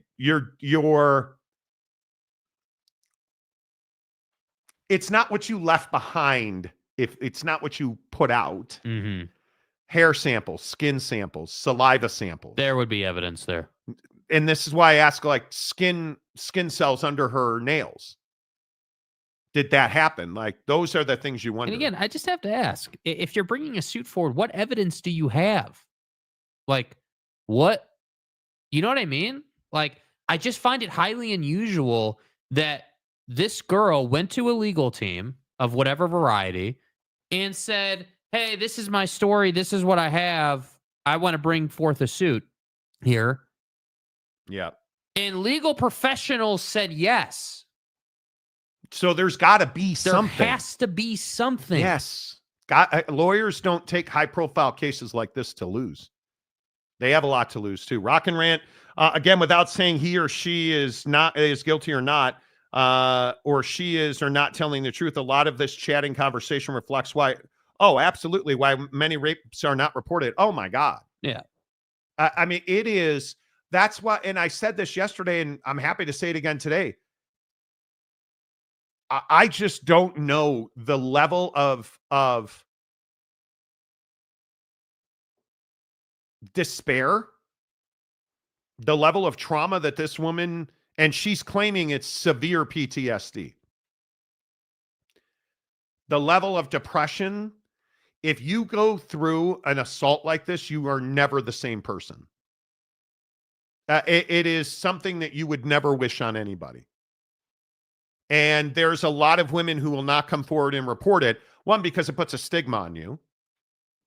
Two, because if you do wind up sitting in front of a jury, you get torn to shreds. A defense attorney is absolutely going to come for you. They do not, and it's like you said, they have a job to do. So I get it. The art kit won't link Jake to her. Otherwise, there would have been criminal charges filed. Almost certainly. I would think but so. That's the conversation. The That's cops what have straight up said that there wasn't actionable evidence. Yeah. 3 days later after the assault, where she admits he used a condom, she gets a rape kit done. And if there was no DNA found, boy, tough case it is. That's what I'm saying, TJ. It's like, okay, what do they have? Is this just a leverage case? Is this just, hey, I'm going to go public with this, and we think Jake's going to fold? Like, you know what I mean? That's what I don't understand. Yeah. They got a court date yet. I could not tell you. I don't know. No pics of the scars yet is very questionable. Well, evidence, but they will come out. Oh, I'm sure they have pictures. They will come out. Yeah. I'm certain. Hard to get public on your side in a rape case. Even if you're innocent, the public usually finds celebrities guilty before a trial. That's why you got to go out swinging. Yeah, but I also think that you're discounting the Salt Lake Provo community. The Salt Lake Provo community is very different than the LA community, as an example. It is very different here. If you get it, don't get on X. If you look at the way people have reacted to this, she is absolutely the villain here. There is no question about it. Utah fans like cheering this for that this happened. I mean, it's wild. It's embarrassing, dude. It is. Roche, if he's innocent, he could just head 40 minutes north. I don't think that's the case. You have Dampier's a great quarterback, and I don't think he'd want to go. I don't think if he is not at BYU, I think he is in the state of California, because this is devastating, man. Whether, again, I will just keep saying nobody wins here. I don't care how the suit winds up. I don't care how this ever ends. Both of these people are forever damaged. Yeah. You don't recover as a man. You don't recover from being accused of rape. You don't recover. because you are always, whether he is guilty or innocent, if you just Google search his name, he will forever be a rapist. Yes. It's horrendous. This is a kid from humble starts, man. This is not somebody who's out flashing Rolexes and Lambos. He's a really good dude in our experience with him. This is shocking. Shocking. So we'll see. 11-2 is average. Jake Retzlaff's not an average quarterback. And you saying his individual stats were average, you're lost. Yeah. It tells me you did not watch. It tells me you're looking at a box score. You don't understand dynamics. You don't understand. He was far from average. He was far from average. They do take photos as part of the testing process. Yes, they do. When you go to an emergency room and you're getting a rape kit done, photography is a huge part of it. Huge part of it. Kalani has not said anything, and he will not. There's no need to. No. CNN doesn't count for this case there. Stop. Why do that? Can you guys not control yourselves at all? Nope. Good Lord. When this happened, Jake was just a JUCO transfer. No, he was at the end of his first year. He was not a starter. He was 0-4 as a starter at the time. Like, he just was not a star yet. He was not a star yet at all. Fight on Natties. I'll tell you one thing. Retzlaff is more complete quarterback than Shedeur. I totally disagree. Shedeur Sanders is incredibly accurate. Jake Retzlaff's biggest issue is he has what I think is a very questionable play caller. And I think that he trusts his arm too much because he has a massive arm. Yeah. So if she gets to BYU, if she goes to BYU as well, I doubt she does. She lives in Salt Lake City. Yeah. That's a 45-minute commute, depending on where she lives. She would be incriminating herself due to the honor code. I don't think, and she would not be incriminating herself. By the way, correct me if I'm wrong. We're just assuming she's a college student, by the way. Yeah, I have no idea. We if have she no is a idea college who student. this girl is. No idea. I don't know.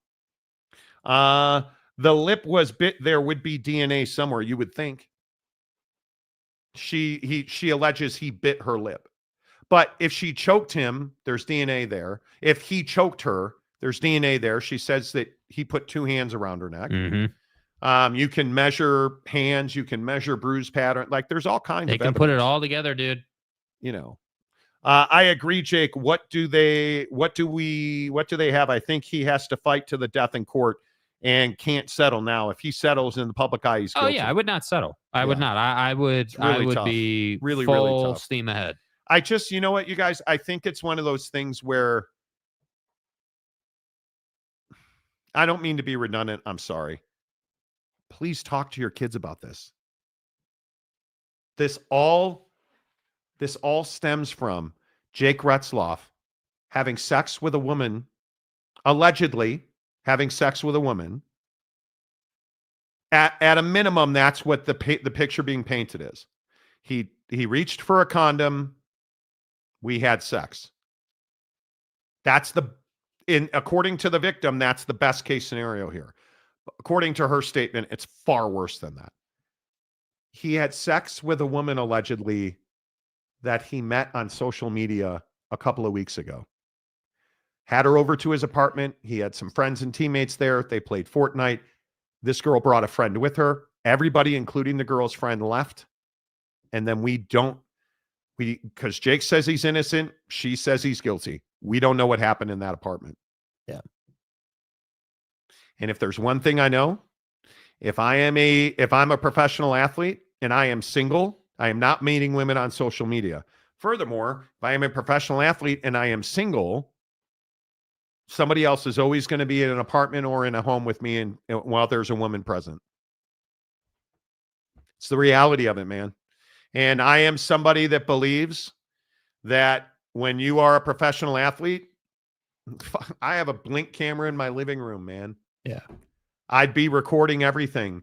I'm not going to record my bedroom, but I would have a sign on my door.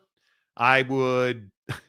You You have to can't protect take yourself, the risk. dude. When you meet people on social media, you can't take the risk. And if that's I the other were thing. if I were Jake Retzlaff, and I know this is tough, you're a young 20-something, you're in prime physical shape, you are probably a sex machine. But you're a Jewish kid on a Christian campus. Long way from Riverside.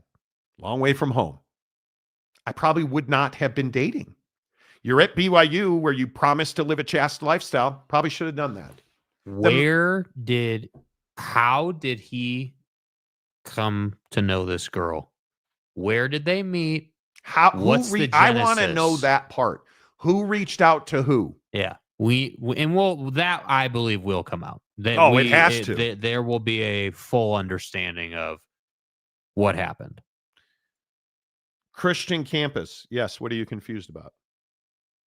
Do I really have to tell you that what do you the mean, LDS church is a Christian faith?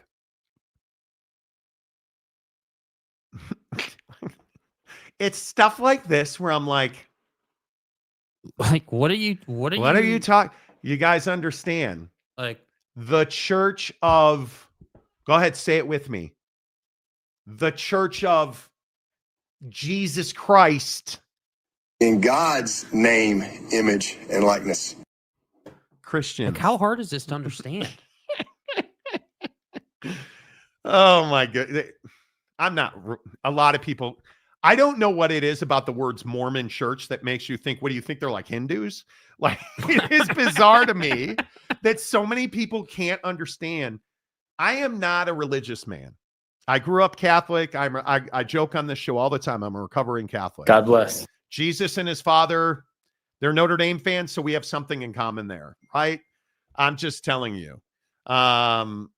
It just is. It is what it is. You know what I'm saying? So I'm fine with it. It is what it is. Hands up. I didn't make the connection. My bad. Bro, how did you not make the connection, dude? Come on now. I'm serious, though. And it's okay, Chris. We're just having fun with you, man. I'm serious, though, when I say if you're in these college athletes, these college football player and basketball players, you're professional athletes now. And I think that when you have everything to lose, you got to have cameras. And people are talking about consent forms. That's probably strong, but you need to tell people, hey, I'm having you over to my apartment. I just want you to know everything in my apartment outside of my bedroom is videotaped. I have a whole security system in my house. I just think it shouldn't be any of that. But it is what it is. Don't have them over. Yeah, I personally why are we talking about security cameras? Don't have people over, bro. Because we're talking about 20-something-year-old kids outside of Jake Retzlaff and outside of Provo, Utah. Because that's the non-sex enclave of the country. If you are a professional football or basketball player in college or the NBA or the NFL, and you are single and you are meeting new women, you're in a position where you have everything to lose. Period. It is what it is. I'm not saying all women are bad or that I'm not saying that. You're a multimillionaire and you have everything to lose. And I will also say the woman that you choose to be with, whether it's Travis Hunter or Bill Belichick, look at all the controversies. You have to protect yourself. And if you, again, and I will just stick with Jake Retzlaff, you cannot be having sex on that campus, my guy. You can't do it. You signed an honor code. Are you a man of your word or not? Because that's what puts you in the jackpot here. The hard reality is, forget guilty or innocent. Jake, you did this to yourself. 100%. You made decisions. You took actions that were really suspect and very, very risky. And damn, bro, did you not think about how close you were to the NFL? Damn. 7 months away now. And that's all gone now. That's all gone. Like, I'm not even a football player, and that pisses me off. And I continue to say this about millennials and now Gen Zers, and you guys got to meet in public. Learn to communicate with the opposite sex. You guys are fine to put on, like, again, fucking Fortnite. How many times have I said this about video games? You're fine to get on video games and communicate and have fun with your friends. They're not your friends. They're just people who are also playing Fortnite. Go out. I don't know. Let's get crazy. Go play pickup basketball. I know. I know it's crazy. I know. Hang out with your teammates without the girl you met a couple of weeks ago on Instagram. Because not only did you put yourself in the jackpot, you also, how do all your teammates, how do all your teammates feel who were in that house now or in that apartment with you? What are we doing? Like, and now, don't they have to leave? They're going to beat you over the head with the Book of Mormon and tell you, well, this is why you don't have sex. It leads to evil, bad things. No, when you have sex like this with people you met on social media a couple of weeks ago and you're a star athlete in certain people's eyes, and at this point, sure, you were 0-4. Okay, great. Congratulations. You're a quarterback at BYU, and there was no doubt you were the starter at that point. You're a target. And you had alleged sex with a woman you met on social media a couple of weeks ago. Yeah, not smart. Not smart. But we don't want to talk to our kids about it. Like, and this is a true story. Do we have the Zinn story? I don't have a picture of it in there. No. You guys, do you understand what people are doing with Zinn? Do you want me to blow your mind right now? No pun intended. Well, that's, careful now.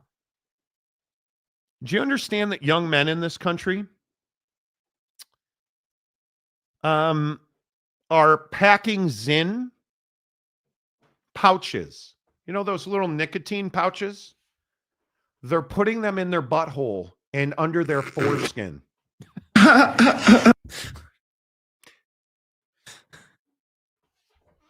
Donnie, please. Now look, I thought you just said. I know that I'm fucking old. Hey, guys. There's not a time in my life Bro. where I thought to myself, there's not a time in my life where I thought to myself, yeah, I think I'm going to shove some nicotine up my ass. We did what we did. I'm feeling a certain types of way. I'm feeling a certain types of way. I think I'm going to pack my cock with nicotine. Lidocaine and B12. Okay. I'm going to shove Zinn under my foreskin. Some shit happened. What'd you guys do last night? No, I went out. Me and my girlfriend went out. We had some sushi. Went back to the crib, played some Fortnite. What did you do, Jim? I shoved Zinn up my ass. To what do I owe this pleasure? Bro. Who does that? Internet was out. You couldn't play Fortnite. Bro. This is I am not kidding you. It's a Business Insider story. It is on my Twitter feed. And Insta Snap. Having fun is the name of the game.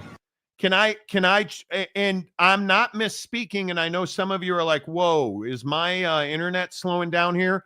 Did Marty say anus and Zinn packing? Yeah, I did. Yeah, he did. I did. And if somebody wants to help me explain this, and you're in a safe space here, that's a lie. You're in a safe space here. If you want to admit, if you want to admit to packing your foreskin with Zinn packets, or Zinn pouches, if you want to talk about shoving Zinn up your butthole, it's a safe space here. It's not. That's fucking interesting, man. I'm here for you. I'm a good listener. How many of you hyenas in the chat do Zinns? I'm a good listener. If you listen. Yeah, I mean, if your foreskin needs a boost of nicotine, there's some inpatient facilities I can connect you to. This is a true story. God damn it. Oh, dear. Oh, my. People are, according to Business Insider and others, people, and this is the 2021 story, by the way, people are lodging nicotine pouches in their buttholes and foreskin for a buzz. I don't get down like that. Dude, how? And now the trend is making a rousing comeback. Mm. And it's leading to, I know this is going to be crazy. It's leading to abrasions and bleeding in places that you don't want abrasive bleeding. Well, let's talk about it. I'm a good listener. What do you mean you put a Zinn up your butthole? How? Who said, yeah, you know what, Jimmy? Let's go up to the old gas station, get some Zins, and we'll come back and we'll have some nachos and put some Zins up our buttholes. Hey, buddy, have you ever smoked a cigarette with your asshole? We got you out of your routine today, but I'm proud to be here with you. Do you want to try? What? No, I'm going to be over here playing Fortnite. You guys go ahead. I guess not. You guys go. Like, dude, how? I give up. That's what I put on Instagram. I give up. Ain't no reset. I give up. J Trey says, don't knock it till you've tried it, Monty. You let me know. This is not a Monty scenario. This is a Monty scenario. Yeah, Dan. Okay? Why? My question is, Dan, why? Why? A motherfucking fucking. I don't. I didn't get a lot of sleep last night. I'm fried. What? I have a lot. Can you look up really quick? Can you just look up? Just Google what does Zin do to humans? I'm just gonna Google Zin in your butthole. Yeah, just Google Zin in your butthole, and So I said, yeah. Of course, there's a YouTube video about it. Oh my God. like, Oh, there's a Vice. Anytime Vice is involved, you're screwed. Biologics. Young Danes oh, in Denmark are sticking nicotine pouches up their asses. and inside their foreskin in a trend that's left health experts concerned and baffled. bro, what? Health experts from across Denmark, including the country's National Health Institute, confirmed the trend to DR. Independently, Motherboard found multiple threads on Scandinavian forums where users discuss placing nicotine pouches on or up intimate body parts and orifices. Hiscock. Are we now going to vape up there too? Bro, I can't help who you. decided this was a good idea? I can't. I have an occasional cigar and bourbon, and no, I don't shove it in my Right? Like, right? Why? Right? It's called bud holing. Is that true? Imagine being the first guy or girl who decided to try this. Honey. Look at me. I have an idea, and I want to try something. And I need you to be open-minded about it. Shut the fuck up, Donnie. And she's like, okay, wait here. And she comes out and she's in like lingerie and stilettos. And she's like, oh, do tell. And he's like, hey, would you mind? Can you grab my tin of Zin? Don't they come in tins? The tin of Zin. Hey, will you grab my tin of Zin? Real quick? Oh, sure, honey. You need a little, get me Need over? a little boost? You need a little bump? Yeah. Sure. Yeah. Yeah. Just so you can go to Pound Town. Yeah, actually, I do need a bump. Why don't you go ahead and Bohica? do you do it to yourself the first time? Oh, you must. Yeah, if you're packing your foreskin, I'm gonna say Yes, you did. no, Yes, you did. I'm gonna get crazy and say if you're packing your foreskin with Zin, that's not something you're like, hey, Cheryl. Monty? If you felt these balls, Hey, Mom. Like, no. Zin! Mom, Zin, I want foreskin. I need it now. No. It's my Zin, and I want it now. Dude. Bro. No Copenhagen here, Phil. Let's ride. Go back to how old were you when you first found the lever that you could pull that brought you to the promised land? Like 8. Yeah. Yeah. Like Well, 8. how old are you when you discover the benefits of Zin packing your foreskin? Yeah, I wasn't that cool. I was not that cool. Yeah. Oak State James has a request. Now that you've destroyed Jake Retzlaff's life, can we please move on to the Big 12 ACC story? What, Zin's in your butthole's not good enough, dude? You're the butthole king, and you don't like this story? James, now that you're here, will you at least own the idea that you put the hex on Jake Retzlaff? Is this so that Oak State has a better chance? And I would also like you to acknowledge I asked you not to do it. I believe I used the words keep his name out your mouth. Because everybody you touch, Ollie Gordon, turns to absolute spunk. Like terrible. You should at least admit that.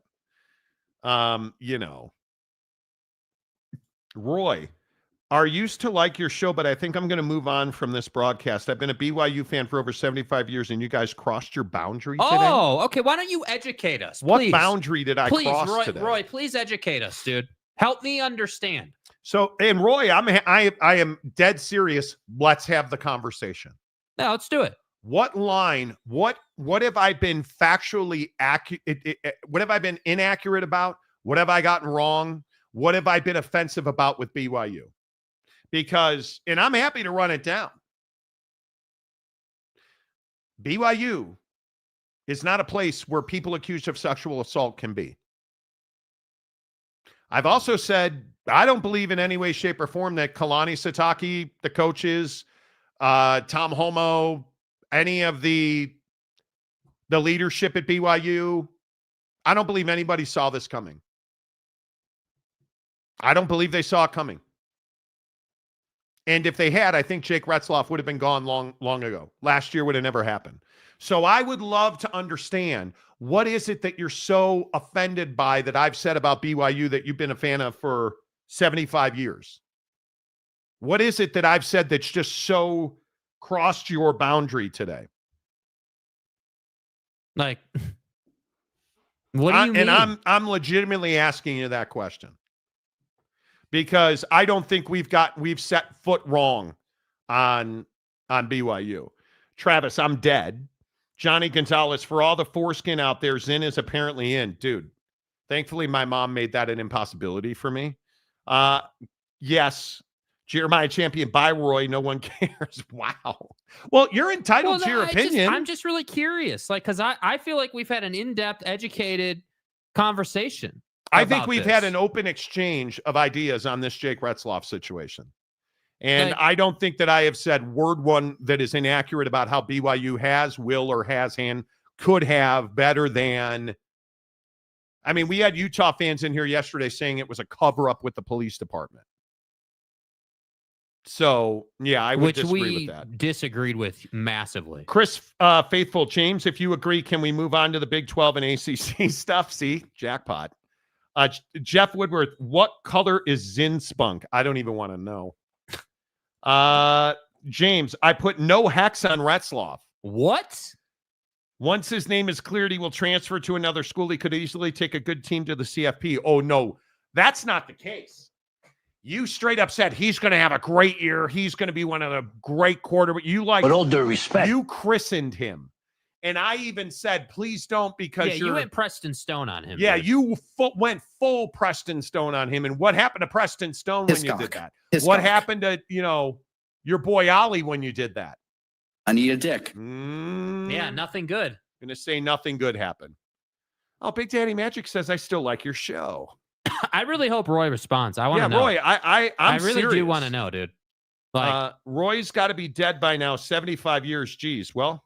Okay, well, I'm not wishing that on anyone. I hope not. So I didn't say that. But, I just don't, UCLA could be. I think football should not be part of this conversation. Well, I just don't think it is. Like, Jake Retzlaff has a lot bigger problems than what happens in football. He's got to, and this again, before we move on, because we do need to move on here for hour number 3. Jake Retzlaff is not a football player. He's a man and a human being. And he's got to live the rest of his life. And I worry about him. You crossed the line at drums over flats. Well, you crossed the line when you said blue cheese was better than ranch, dude. See, there's no defending that position. Yeah, I mean, that's just a, jackass. My wife has me on a run of chicken and turkey teriyaki bowls that bomb, dude. I don't know. It's so good. I've done a lot of things in my life. I've ingested mass amounts of many things. Macaque. You know. I've ingested mass amounts of many things. French fries, milkshakes, you know. But what I'm doing to teriyaki bowls right now, Yeah, boy. dude, I am concerned for my well-being. You know, which is fine. Yeah. But I am eating teriyaki bowls like it ain't nobody's business. Yeah, dude. NBA and NHL playoffs, Big 12 CFP, Jimmy and Cheeseburger Gate. There you go. Yeah, dude. Can I please get you guys to sing happy birthday? No. It's not happening, dude. I don't no. Josh Allen, no. Once he wins something, I'm being intentionally. Happy birthday, Joshy Poo. Welcome to the nightmare. Just another listener getting way too deep in their feelings. I would hope not. Nice picture, dude. But see, I'm not even trying to make it personal. I genuinely want to understand how someone, based on the conversation we had, got to a place where they're like, yeah, you went way too far with it. Like, I don't understand that. Yeah. Stadium guy James, if Jake Retzlaff is wearing a scarlet and gray Ohio State uni, they are winning the Big Ten and will be top 4. Yeah, they have plenty of quarterbacks. He's not going to play football this year. That's the reality of it. Unless something dramatic happens over the next 6 weeks, he's not playing football this year. Mapes, look at that. The only thing Jake got wrong is picking up a Cavo over a deluxe. Dude, what do you mean, bro? Bacavos are terrible. Dude, Bacavos are not terrible, and it's offensive that is the tact you take. Cabo. Like, come on, dude. Not going to happen. Like, what do you mean? Shouty. Hey, y'all. Hey, y'all. Shouty. Hey, y'all. Eric Wasika, Hutch cleared to return. Yeah, I saw that. Yeah, it's a big deal. Aiden Hutchinson, who broke his leg last year for the Lions, stud defensive end, cleared to for full football activities. Chris Faithful, he can't transfer this year at all, right? Yeah, he's not playing football this year. I would be stunned today if he's still a BYU student, frankly. I mean, based on the allegations, that's tough. Big Daddy Magic, don't let it bother you. This is fun. If it's very entertaining and you guys are very informative. Sometimes you just need to have fun. Johnny Gonzalez, you buy yours in and the clerk behind the counter, oh, you're one of those. Yeah, you're that type of guy, aren't you? Here's a little lube. It's not good. It's not good. That's what I'm saying. All right. Hour number 2 of the Monty Show is always presented by our friends at Prize Picks. Prize Picks, the official daily fantasy app of the Monty Show. Do you need the music? Are we ready to talk about the choke job last night? If somebody wants to explain to me OG Anunoby, I'm not kidding you. Sitting here today, I've gotten like 4 texts from lawyers today. What are they saying? What's the hey, I'm like trying to give me legal advice on, well, hey, they should be doing this, or you're spot on. The only way to protect your reputation in the long run. Yeah, you got to be offensive. Yeah, for sure. Last night was offensive on Prize Picks, mainly because OG Anunoby was not offensive in the fourth quarter and overtime. Chaboy had a tough loss. Bless you, sir. Jeez, excuse me. The 5-pick winning streak comes to an end. Jalen Brunson, 39.5 points, rebounds, and assists. More, 49. OG Anunoby, I want you guys to know this. In overtime, I needed 23.5 points, rebounds, and assists. He was at 17 at the end of the third quarter. Finished with 21. I lost. Miles Turner, 6.5 rebounds. He finished with 5 in an overtime game. I lost. Do we try for the bounce back tonight, or do we just eat it? I think we got to try for the bounce back. There's a story being reported on by one of the guys at ESPN that Ant was up till 3 a.m. the other night with his coach watching film. So I don't know if that means a big game 2. He was terrible in game 1. Yeah. Alex Caruso locked him up. Yeah. Here are my prize picks for tonight. Alex Caruso, I think you have to do it. More than 7.5 points. In fact, I'm going to go 10. So I'm going to take the Demon at 9.5. Anthony Edwards. This is a tough one for me because you could easily go points and rebounds 32.5. His points, rebounds, and assist numbers 37.5. I think he's going to get that. Mm-hmm. I'm going to go more there. And then I'm going to go Julius MFing Randle. I don't know why I said it like that. 5.5 3-pointers attempted, more. I have got Alex Caruso, 9.5 points, more. Anthony Edwards, 37.5 points, rebounds, and assists, more. Julius Randle, 5.5 3-pointers attempted, more. 20 to win 120. Hit it. Okay, we're going to win because I made that sound. Okay. I mean, Download the Prize Picks app. Use the promo code Monty to open up a new Prize Picks account. Monty. Use the promo code Monty to open a new Prize Picks account. You deposit $5, they'll give you 50 more instantly. You going to play Prize Picks tonight or what? Yeah, dude. I've got Anthony Edwards, more than 37.5 points, rebounds, and assists. Old headband Alex Caruso for more than 1.5 steals on a Demon. And Julius Randle for more than 20 points. There you go. Jeff Woodworth picked prize pick over under 5 Zyn pouches in Monty's beehole. You're gonna have to go under because that ain't. I don't hide things in the cave, dude. I just don't. Jake, is the college football playoff trying to eliminate the Big 12 and the ACC? Yeah, I mean, I definitely think that there's a power play happening. Obviously, everyone's been following this story about, once again, restructuring the college football playoff and the SEC and the Big 10, trying to get more spots, grab more power, get more leverage. There's no question about it that the SEC and the Big 10 are, continuing to try to improve their stance. And I think you look at this reseeding situation, it opens the door for that. And I think, the interesting thing about this is the whole conference championship angle. We don't have to talk about that anymore because now we're going to reseed, and the top seeds are going to get the buys. So I think I prefer this model, but there's no question the SEC and the Big 10, lobbied for this, pushed for this, advocated for this so hard, because they want to be able to dominate the narrative. And this concept of, 4 from the SEC, 4 from the Big 10, 2 from the Big 12, and 2 from the ACC, I would be upset about it too if I was the Big 12. I think that, it's hard when you verbalize it as, hey, these 2 conferences are getting twice as many seeds as we are. And I think that's a really painful pill to swallow. And I think the unfortunate part is the only way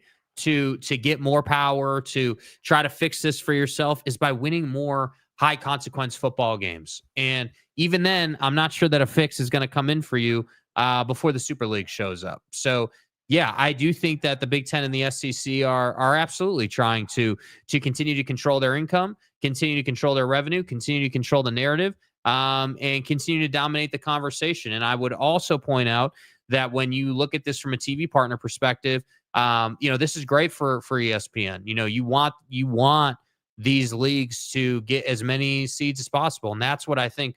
That's what I think this is at the end of the day. This is conferences making more money, TV partners making more money, and everyone else who's not them making less money. That's the reality. And what I say about it is, this is why you got to win more games. This is why Dave Aranda can't be the football coach at Baylor. It's why Mike Gundy can't take a pay cut to justify paying more NIL.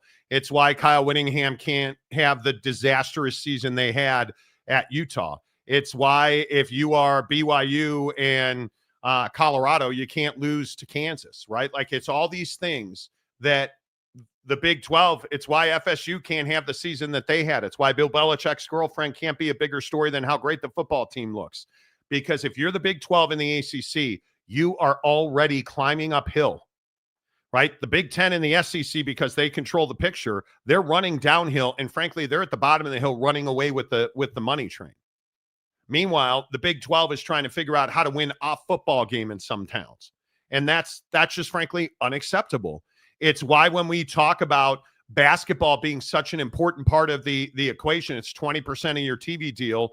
and it is about 35% of your revenue pie. It's why you can't have terrible seasons at places like Arizona State. It's why Bobby Hurley's not good enough there. Your football program's resurrected from the dead, but your basketball program continues to turn its entire roster over. It's why in the Big 12, I will continue to beat the drum that anything less than perfection is not good enough, because you don't have the margin. If you are West Virginia, you did the right thing. Neil Brown needs fired on a billboard. Fire his ass. You did. You hired Rich Rod. Now you got to compete for a conference championship. That's the minimum bar, because anymore in this game that we are playing, where the Big Ten and the SEC are each going to have 4 spots, and they are going to control half of the 16 teams in the college football playoff, you have zero room for error. And until these conferences, the ACC and the Big 12, get to a place where they believe they are the biggest and the best, and until we stop running from things like private equity investments, title sponsors, naming rights, all of that, so that you can afford to play better athletes, pay better coaches, pay better professors, pay better everything. Until you do that, and until you make that commitment, you don't deserve to have as many automatic qualifying spots as the Big Ten and the SEC. Couldn't agree more. You simply don't. And it sucks, but it is what it is.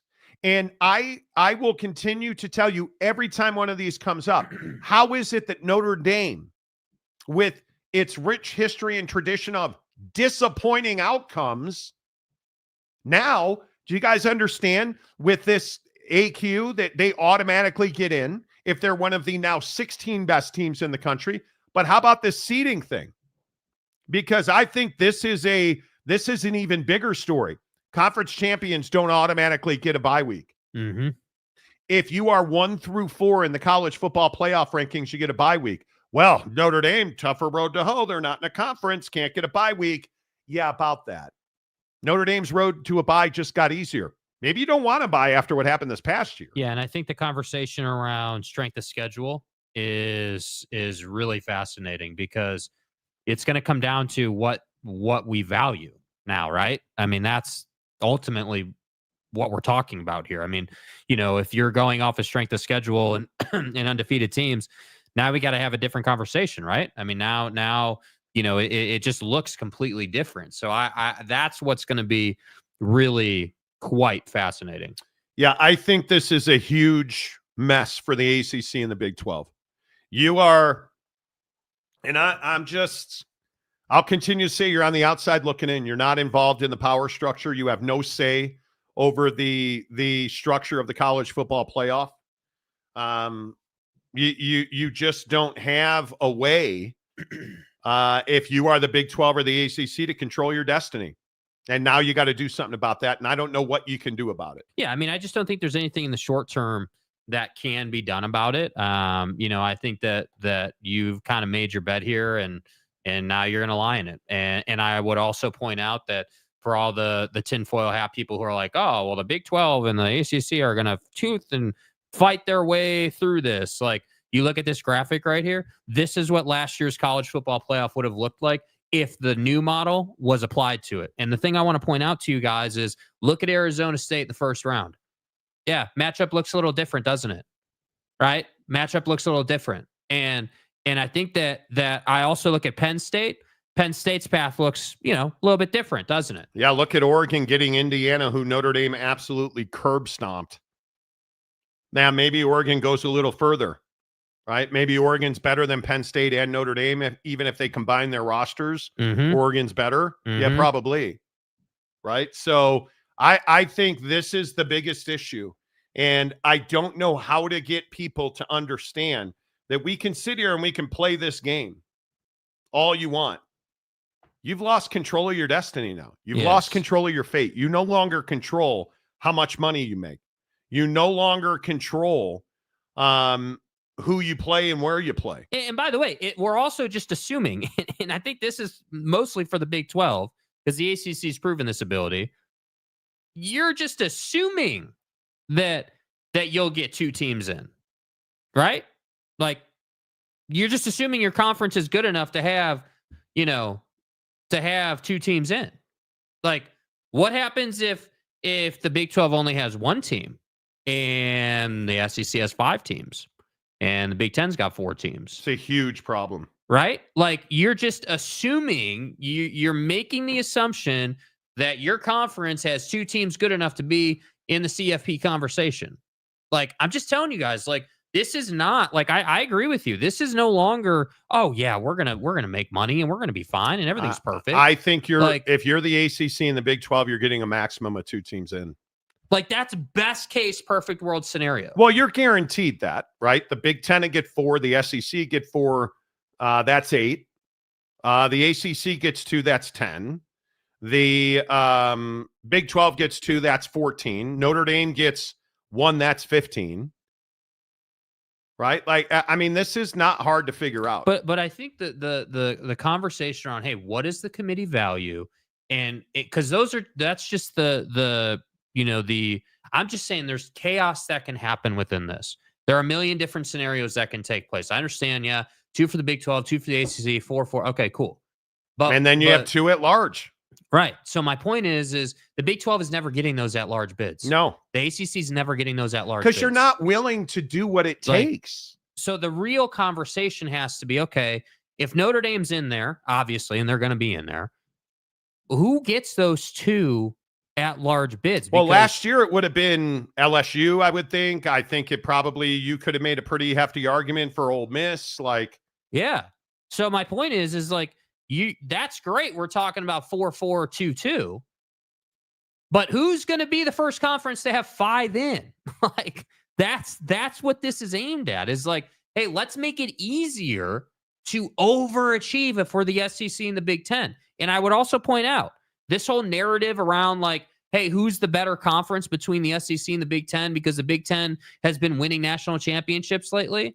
Like, I'm just telling you, that is now, to me, if you're the SEC, what you should be concerned about.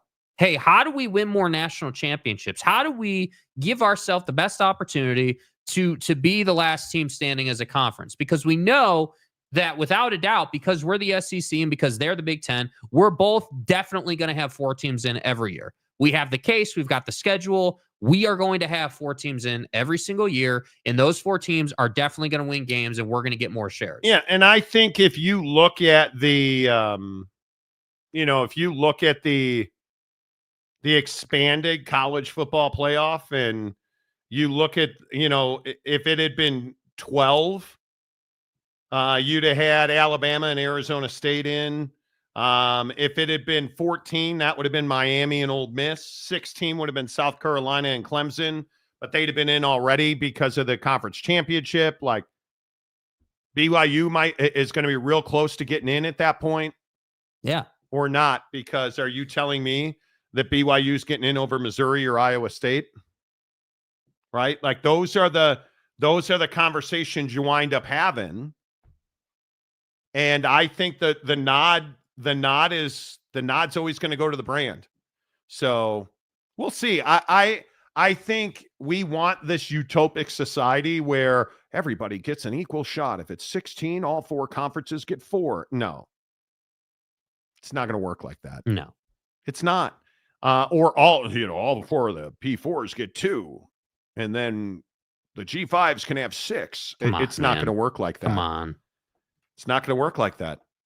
It's just the Big 12, and it's the Big 12 in particular. You've got to be better. Utah has to be better. Oak State has to be better. Texas, I think Texas Tech is that brand in this league that can absolutely explode into a national power. But will you ever win those games?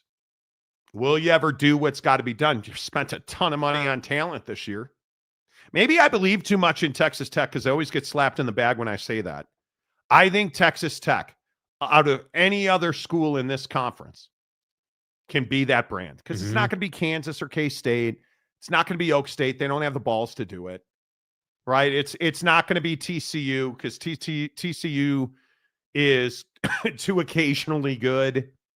I think it's Texas Tech. Yeah. I truly think it's Texas Tech.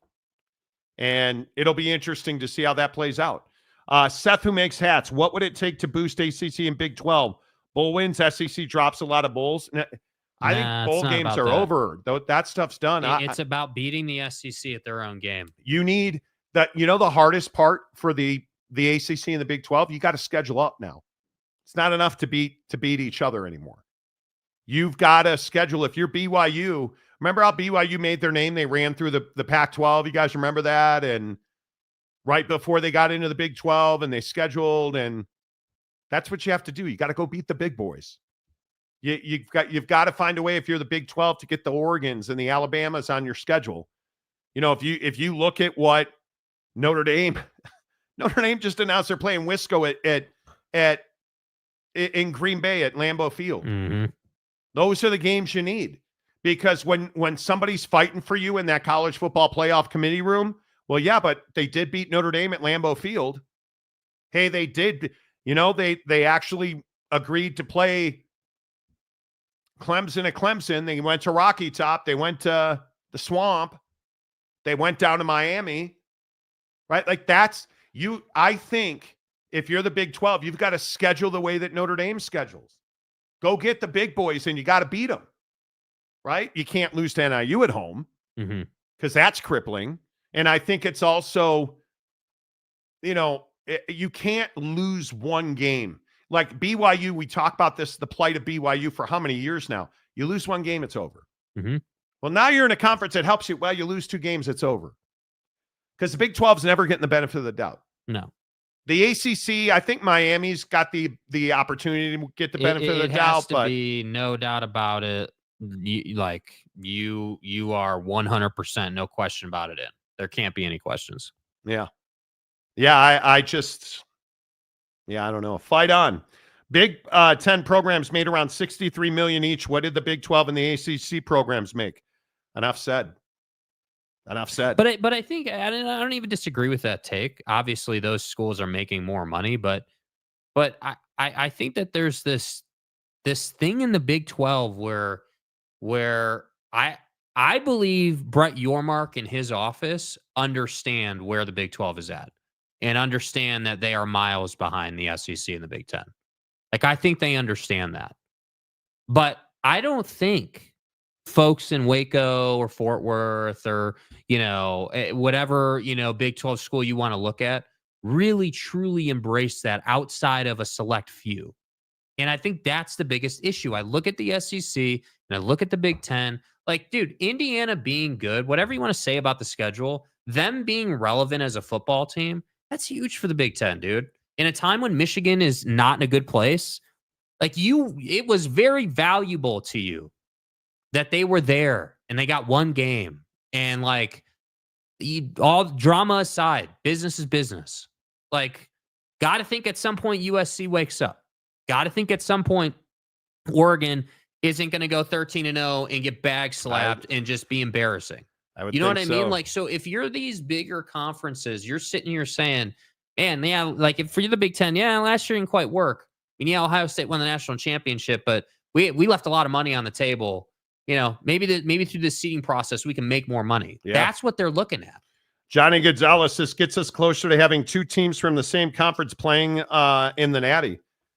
And I think ideally, if you're in business together, you'd like to have an SEC and a Big 10 team going head-to-head every year. I think that's what you want. Yeah.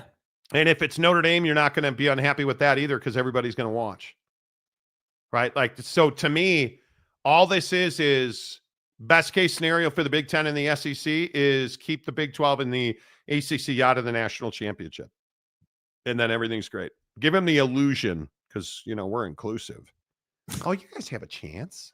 Right. No, you don't. Right. Rutgers made more than Clemson last year. They did. ACC,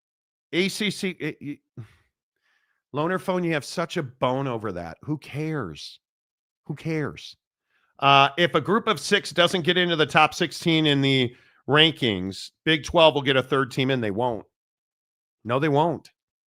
I hope people... This is my point. What do you mean? I hope people understand this. Do you really think the Big 10 and the SEC are making a system that helps their competitors? Because right now, you are cash grabbing. And really what you're doing is grabbing influence. right? And really, the SEC, because Ward Manuel did such a horrendous job as the chairman of the selection committee. The SEC is not going to give the benefit of the doubt to a single school in the Big 12. Unless that school is somehow a one-loss team that doesn't play for a conference champion, unless they are so over the top, the clear selection, which nobody in this league is. Mm-hmm. Not at this time. And this is my hope for Texas Tech, that Joey can put it together and we stop zero blitzing and Laramie in overtime with all the talent he's brought into Lubbock. If that's a one-loss team, if Dave Aranda loses more than one game, fire him the minute they lose that second game. Yeah. Because their schedule is cake. I'm telling you, that's the only way the Big 12 gets a third team in. The ACC at least has tradition and history on their side. You've got three teams every year, Clemson, Florida State, and Miami, that are usually really talented, and Jesus Christ is turning water into NIL money at Clemson. Like, you've got three teams that can have the fight every year. You can't you can't say that about the Big 12. No, you can't. No. Because you don't have any teams you can count on right now. Not after what we saw out of Utah and Oak State last year. And the humiliating offseason Oak State's had. You just can't hang on to them. TCU, you got your quarterback back. You got some talent Can there. you stop anybody?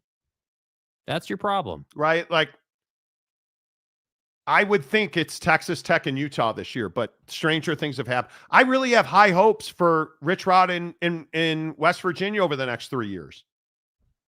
I really have high hopes, but that's a guy who sat in front of us and said he can't recruit to Tucson. When he was at Arizona, he literally sat in front of Jake and I. Yeah, he straight up said that, and I think, it's really tough. Like, not to go back to the Retzlaff thing, but obviously BYU is going to be impacted on the football field, and as a conference in this conversation, it limits your options. What's Colorado going to be? I'm inclined to think that maybe they take a bit of a step back. Yep. BYU is going to take a step back. I am very much leaning that the dark horse known as Kansas is going to take a step forward this year, and I expect that from them. Yep. I think TCU, has a chance to be the most exciting team in the league just from an offensive standpoint. And again, the other name that we have to bring up is Arizona State. I don't know. Everyone can sit here and tell me that Levitt's the best thing since sliced bread at quarterbacking, but now I need to see the kid perform. Now you need to show me that you're that dude in Tempe. Yeah. And frankly, and again, I am a Kenny Dillingham dude. I've been on that train, and I really respect him and the job he's done. But now you have to show that now that Scat's gone and your offense is going to have kind of a new identity, if you will, without him. Do you have another back to replace him? What's that going to look like? Are you going to turn into more of a down the field kind of team? Like, what are we doing there? So if you just look around this conference, I just think that there's a lot of questions. That the idea that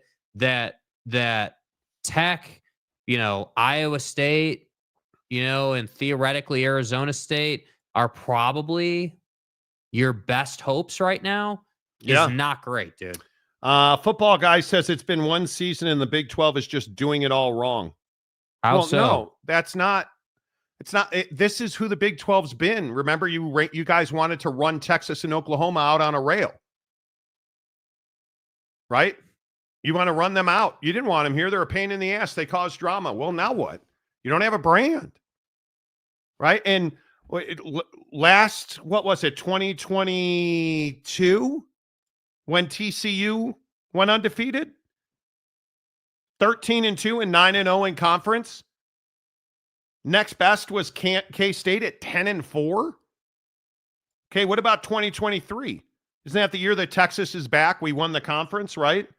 In 2023, I think they went 8-1 or something like that. Let me see if I can pull it up. Yeah, Texas 8-1, 12-2. Oak State 10-4. Oklahoma 10-3. So in 2023, let me get this right. The teams you said were drama and you wanted them out of here both won 12 games and 10 games. You ran their ass out of the conference, and Oak State currently is on an winless streak. And so it's not just been 1 year. That's what I'm trying to tell you. It isn't just 1 year. I can go back to 2021, and you just look at the balance of power in this league. When's the last time this league was legitimately deep as a football league? I think it was 2021 when you had Oklahoma, Oak State, and Baylor duking it out within one game at the top of the conference. Do you guys understand that that was 4 years ago now? Like, that's 4 seasons ago, or about to be. Like, I wish, and I know we hear from a lot of Big 12 fans who get upset when I say stuff like this, but again, you can tell me I'm being biased and do you think we want to sit here and rip the Big 12, dude? Like, you can hate Texas all you want. They were the brand in this league. And now somebody, Texas Tech, has to step up and emerge as that brand. Utah. I don't think it's Utah. I think that you look at football in the state of Texas is just different. It is bigger. It is badder. It is, when you have a team in the state of Texas that is legitimately good, they're not just legitimately good, they're super fast, they're physical, like the Texas Longhorns. Joey's got the talent to be that kind of team. But can he put it on the field when games matter? I don't care what it looks like on paper, right?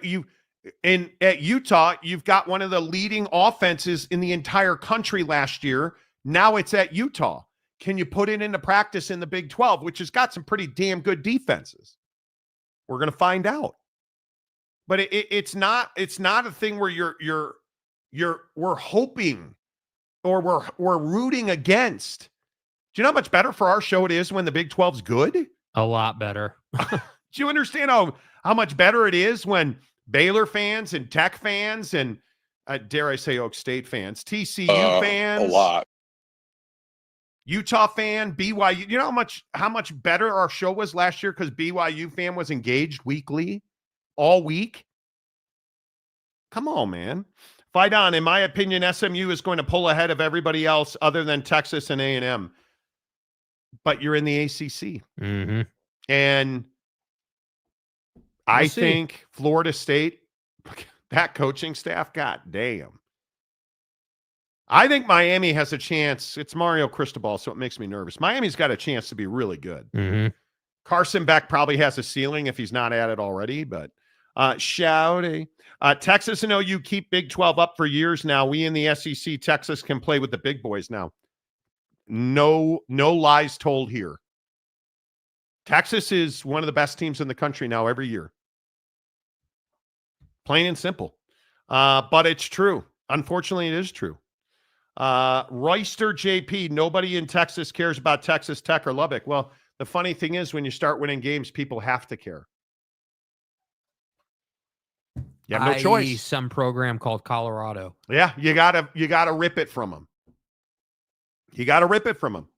A&M, nobody cares about Texas A&M on now they're really good, and now we care. Oh, they're winning games. Oh, now we really care. Yeah, and then Notre Dame came to town and punched you in the dick. Yep. Other than that, you were great last year. I should probably stop.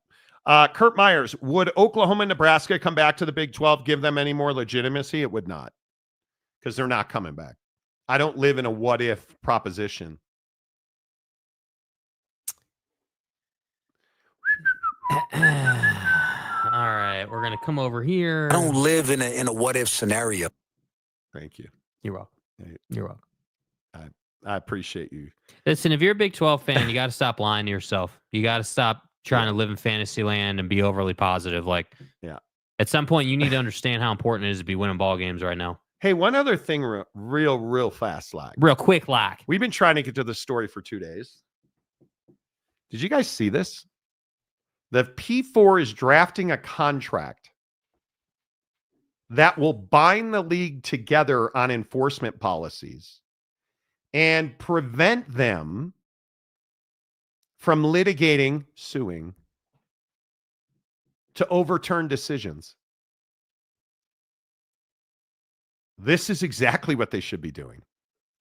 I think, and I know that I'm fat, old Mormon. I'm at BYU, Utah. Well, and this is an SEC show. An so, SEC show. You know, like, come on. We don't have sources. Trust me, bro. Yeah. Haven't we been talking about this for months and months? That a new entity, this is how you form a new entity. You get all your ducks in a row. Hey, you're not going to sue because you don't like it, Jim Harbaugh, you scumbag. Right? Yes. Oh, you got caught outside of our rules? Yeah. 4-game suspension. I'll sue. No, actually, you won't. Oh. That's what this is. If you get outside of the revenue sharing rules, if you get outside of the NIL rules, roster limit rules, and we find you guilty, it's over. Oh, and by the way, if you don't want to agree to these terms, it can't be in power conference. Sorry, dude. And one of the things that I was talking to a buddy of mine about was, you know how they're going to punish them? Financially. Oh, you don't agree with that? Well, we'll take some distribution away. And that's part of this too, by the way. Part of this contract is opting in to the settlement. Absolutely. So, dude. Big 12 equals America. Yeah, pretty mediocre right now. I agree. Boise, Don Rice says Boise is going to be fine. We have enough brand recognition to get in. Are you just trying to get in? What do you think? In all seriousness, if you're a Boise fan, because you said we, so I'm assuming you're the left tackle this year, right? Don, I'll look you up on the roster. I'm kidding. You think is getting in enough? Just, man, I'm so glad we went to the CFP. Was it good enough for SMU? Indiana, man, we're going to get in. Don't you want to win games? It was a hell of a lot more fun when we were at CES in Las Vegas watching Notre Dame steamroll people. That was enjoyable. I win. Google me. Until we really found out how bad Riley Leonard was. Well, he sucks. So. But it was fun beating the pedophiles up with their crappy quarterback who didn't go to the NFL. Pedophiles. You know. Yeah. Cock on thigh, James Franklin. You got to get stroked. That was enjoyable. Oh, Google me. Yeah, beat your ass, didn't we? We didn't need to Google you. We beat your ass instead. we found out, dude. It's okay. So I don't think it's enough to just get in. No. Where the hell is Boise located? Well, it's in Louisiana. What do you mean, where's Boise located? We all know it's in Mississippi. It's on the Gulf Coast, Gulf of America. America. Right. Habeas corpus and stuff. Right. If you haven't been to Boise, you're missing out. Boise's sweet, dude. Boise's phenomenal. Yeah. Boise's phenomenal. Yeah. Loaner phone. The actual amount they contribute towards NIL may not necessarily be tied to their guaranteed revenue. The settlement includes a $2.78 billion payment for them down. Nobody cares. It's not about the settlement, my guy. You're going to sign a binding contract, and you're going to abide by our rules and regulations. And if you don't, we're not going to pay you. That's what it's going to say. Is what it is. Gumby says the Idaho State University of Boise. That's right. Let's ride. Phil Venzer. Angry Phil Fencer. What a dick. Allegiant Stadium just completed a $6 billion upgrade. Yeah. Phil Venzer, did you see that UNLV got a nice little payday from the commission? Guaranteeing them money. I mean, that's a good, I'm telling you, UNLV. Making good decisions. I was talking to somebody close to the Pac-12, and he said, do people really think that UNLV is coming? I said, yeah, they do. People in the Pac-12 think it's over. I love it. So if SEC and Big form a non-conference scheduling agreement, Big 12 teams will never get a team from either conference on their schedules in the future. It will be tough. Because who are they scheduling? Who's playing in Green Bay? Notre Dame and Texas Tech. Oh, no. Notre Dame and Florida. Nope, they're playing Florida State. Or Notre Dame. Well, SMU? Not SMU. Oh, that's right. It was Wisconsin from the Big Ten. Oh. So it's not enough to play at Yankee Stadium. You're playing at Lambeau Field against Wisconsin. And that place will be packed. And I'm glad you said this, Sky, because I keep trying to tell people they're stacking the deck for themselves. Card readers don't, steal money from casinos to give other people money. Robin Hood's dead, bro. The SEC and the Big Ten and Notre Dame are stacking the deck for them to make the money. It's as simple as that. And I don't know how else to say it. It's a great idea, Monty. Ball State shouldn't have any governing power over a school like Michigan. I don't disagree. If you're not going to play on our level and spend the money we spend, I don't want to hear from you. It's not popular. I think there is more money to be made in a G5 playoff than there is trying to get G5s into the Power 4 college football playoff. Agreed. I think it's a mistake. Oak State James. You can dismiss the fact that Oak State has a new coaching staff. They're 170 years old.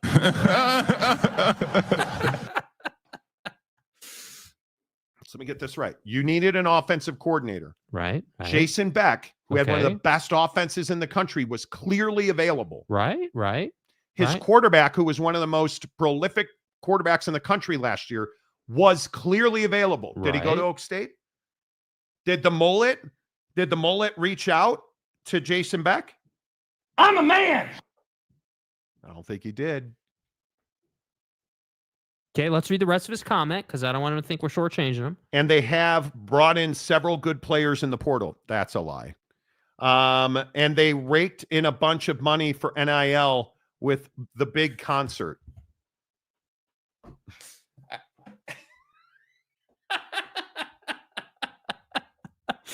Bro, I thought you just said that they raked in a bunch of cash with a concert for NIL. They had a concert. This is what people who support programs who don't do things say. Do things. One concert doesn't provide NIL money. You need a focused NIL revenue generating department. It's an entire entity inside your athletic department. Well, in the ops building, but Thank you. Yeah. Just wanted to clarify. It's an entire department whose only function is to have its hands in the pockets of corporate partnerships. It's not a concert. It's not IPFs or operations buildings, which Kevin and his parents, Steve and Cheryl, don't give a rat's ass about. They want to know, do I have a coach and an offensive coordinator and a quarterback coach who can put me in the NIL, who can put me in the NFL, who can pay me millions of dollars while putting me in the NFL, and at the same time, can Cheryl and Dave's mom and my Aunt Karen watch my games on their phones? And at Oak State, the answer is an unequivocal absolutely not. You haven't put a prolific quarterback. I don't know if you guys noticed this. Now, I don't happen to follow football at all. Some guy named Brocktober just got paid a lot of money. Mr. Irrelevant. Where did he go? That's right. He went to Oklahoma. Nope, my bad. Wrong state. He went to Iowa State. Breece Hall is with the Jets. And then Tyrese Halliburton. Did anybody happen to see his fit while walking into shocking Madison Square Garden? He's wearing a Brock Purdy jersey. Oh. You better get on board with the fact, Baylor fan, Oak State fan, Utah fan, to a lesser extent BYU fan now that you got Qualtrics money up in your pocket. But everybody else in this conference had better get on board with the fact that universities like BYU and Texas Tech are beating you into submission in NIL in this conference. And here's the part that sucks. They can't even compete with the Notre Dames, Ohio State, Bama's, Georgia's. Georgia's got football players killing people. But yet they still all get SRTs like they're Hank Voigt on Chicago PD. You ought to know you bought it. And you can't even at Oak State, you can't even afford the stitching that goes into the Georgia jockstrap. And you're trying to tell me that concert with the Beach Boys and Nickelback that you had at BPS. Oh, man, that's a windfall of money. Let me tell you, I got this guy, Hoss Hengy. He's a Christian from Fort Worth. Let me tell you about the red. What's a Mountain Dew? Code Red Mountain. Red. Let me tell you, he wanted Code Red Mountain Dew in his dorm room, and a cheeseburger. And goddamn it, I called Jim Harbaugh. He gave me a cheeseburger recipe that's going to blow Hoss's doors. What's up, motherfuckers? Yeah. Let me tell you something about some Texas Wagyu. I feel better now. I'm trying to explain to you, James, it's not a concert. It's not what's going to make you NIL money. I don't care how much money you made on the concert, unless it's like 50 mil. You guys have all the money you need and you still cut your football coach's salary. You didn't bring in a great coaching staff. Like, and because you guys think I'm hating on Oak State, let me just explain to you who their football staff is, okay? And remember that Oak State James said this was unbelievable, can't believe it, look at this staff, I am just stroking myself with Zin under my foreskin, thinking about the fact that Mike Gundy is still here, and Todd Grantham, who the first time he took a dump, it was in an outhouse when he was a kid. So-called experts. Todd Grantham is your defensive coordinator. And it sucks. And what do they say is his number one in his bio at the Oak State website? He's got experience in the SEC and the ACC. Fucking right. Let's go. That Todd Grantham. Let's ride. The Cleveland Browns. But Monty, come okay. on. He's Todd got experience. Grantham, Todd Grantham. Okay. Doug Meacham. Is he a roadie for the Beach Boys? That's what Doug Meacham sounds like to me. Oh, no. Doug Meacham, who was an Oklahoma State offensive lineman in 1983. What? The 80s? Previously served at Oklahoma State's coaching staff from 2005 to 2012. Worked with tight ends and inside receivers. In his 7 seasons as an FBS offensive coordinator, Meacham's offensive averaged more than 440 total yards, 270 passing, 32 points a game. Notice they kind of push down where that experience is. At Georgia, 94 to 96, he was the offensive coordinator at Georgia, right? Yeah, Georgia Military Academy, Jacksonville State, Henderson State, Samford, Houston for 1 season, Kansas 2017-2018, and TCU 2014 to 2016 and 2021. Look, I don't know how else to say it. This has been an embarrassing offseason. From the moment that you cut Mike Gundy's salary instead of terminating him, you doomed yourself to repeat your failures of last year. Yeah. So we can sit here and play around if you want, but nobody cares, right? Rumor is Texas Tech We'll spend another $1 million in softball portal, and Texas Tech is starting construction to add on to the softball stadium. They're already very good in softball. Mm-hmm. Oak State's very good in softball. And they're already paying that bread to Nija. Right? Yeah, Oak State's good in softball, yeah. The Buffalo Bills, here we go. Big Daddy Magic. The Buffalo Bills O'Donna be on Hard Knocks. Are going to be on Hard Knocks this season. It will be the highest rated Hard Knocks. No, it won't. There's the way. Generations will be saying a prayer and taking their vitamins after this season. Okay. Have a nice weekend, bud. Okay. BYU lost their starting quarterback, so I would have to say Texas Tech is the favorite to win the Big 12.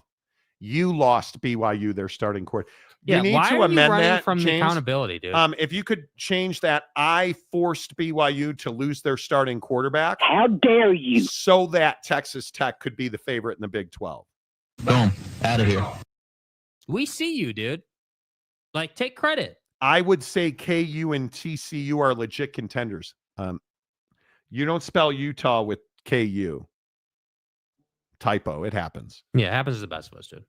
James, I understand that you're a TCU fan, but this knob slobbing of Oak State, you're going to have to explain that to me. The knee padding. Yeah, the zinning of Oak State.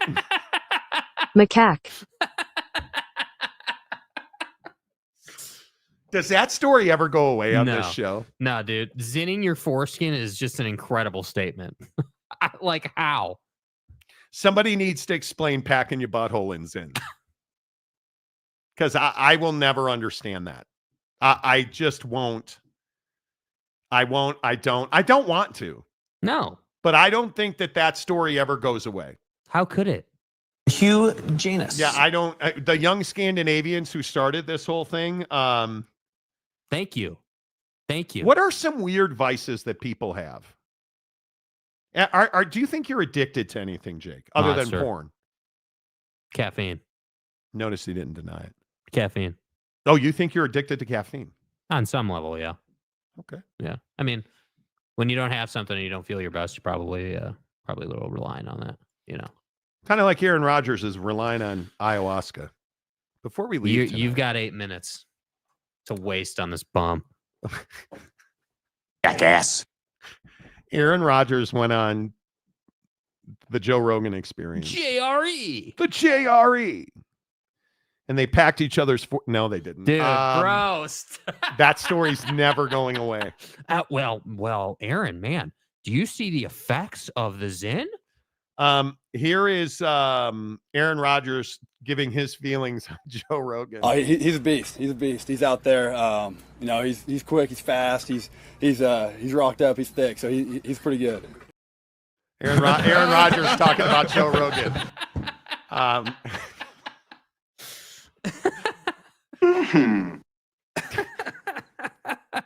I needed to. That's Brock Bowers talking about Ashton Jinty, from Boise, Mississippi. Right. I needed to hear that. He's rocked up. He's thick. What you guys do at home is in your own. Just. All right. Aaron Rodgers on the Joe Rogan Experience, accusing LeBron James of being a Diddy guy. I think there's so many fucking powerful people that are on those lists. There's so many powerful people that went and partied. Air quotes, partied. And how many of them went to the Diddy parties? Have you been paying attention to the trial? Oh, yeah. Trials. Wild.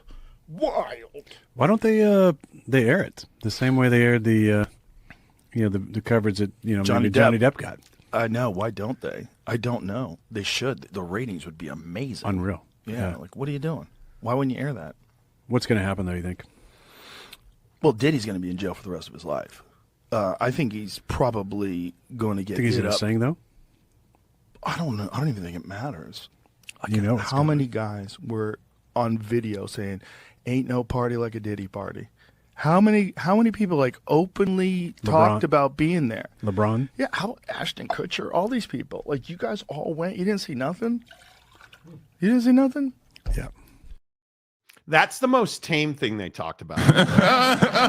So Aaron Rodgers just mentioned LeBron oh, yeah, LeBron was at the Diddy parties, meaning, he was involved. You have no evidence of that. And the worst part of this interview today is Jake said something that I agree with after we watched the interview together. What did you say, Jake? No, what did I say? I don't remember. How can you have this guy on your football team? Yeah, why do you want this dude on your football team, dude? Let me get this right. So, no. So let's the recap. first thing he said is, how are you going to put this guy in the Steelers? You're going to have him in that locker room. So let's recap. Buddy over here allegedly is recouping from multiple people in his life having cancer. That's the story we're being given as to why it's been so quiet. Which we did not hear him talk about. I'm sure he did. So they didn't talk any football, bro. So let me get this right. This dude just went on Joe Rogan's podcast, didn't talk any football, which is fine. Joe Rogan's not really a football guy. Okay, I'm good with that. That's fine. I don't really have a problem with that. But you're supposed to be, kind of reflective right now. You've been grieving. It's been a quiet time. That's the Aaron Rodgers that, we're allegedly getting here. This dude's more than happy to go on JRE and accuse LeBron and, talk about aliens and, talk about Elon's money. And, I mean, he claimed he saw UFOs, drones. He says that when he was zinning his butthole, he, went through an experience, like all that good stuff. He never said he was. Yeah, he didn't say that. That was a joke. Yeah. But they did talk about nicotine. I think it's really interesting that Aaron Rodgers goes on here. I agree with Jake. I wouldn't want this guy on my football team. I mean, talking about vaccines, talking about Joe Biden, talking about how great Donald Trump is, just endless, wild stuff about secret society meetings he's been invited to. And it's crazy. No, I'm good, dude. I retract my statement from yesterday. Everybody around Aaron has cancer that Aaron is dealing with, dude. He's a strange dude. Fight on. Hey, Monty and Jake secretly has a crush on Aaron Rodgers. Not anymore after today. And I'm not an Aaron Rodgers guy. I just think if you put him as the football player on the Steelers, but I would not sign him if I were an NFL team. It just is so, the things he said on that podcast are so out there.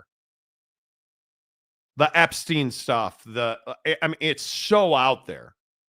Yeah, the AA Ron. Oh, Anthony Easton's back. Oh, well. What were we going at it with Easton about? Trying to remember. Who was the guy? Oh, Donovan Mitchell. Oh, yes. Oh, Donovan Mitchell. Oh, Donovan Mitchell. Donovan. What happened, Anthony? Your thoughts? He was zinning his butthole. That's why it was such a bad take. Did you have an allergic reaction to packing that foreskin with zins? Is that what happened? Why you haven't been here to defend your position on Donovan Mitchell? Come on, man. No, we'll wait. No, we're going to wait for you, sir. We are going to wait for you. Stadium got changed. Let me get over here. Everything I say this is ridiculous. Everything I say is wrong. No. You're just not right about anything. James, you tell me what I am inaccurate about. Did Oak State have home run hires on the coaching staff? Nobody agrees with you on that. Nobody. You have retreads who have not been spectacular. Did they have an unbelievable portal? Not by anybody's measure. Like, what are you talking about?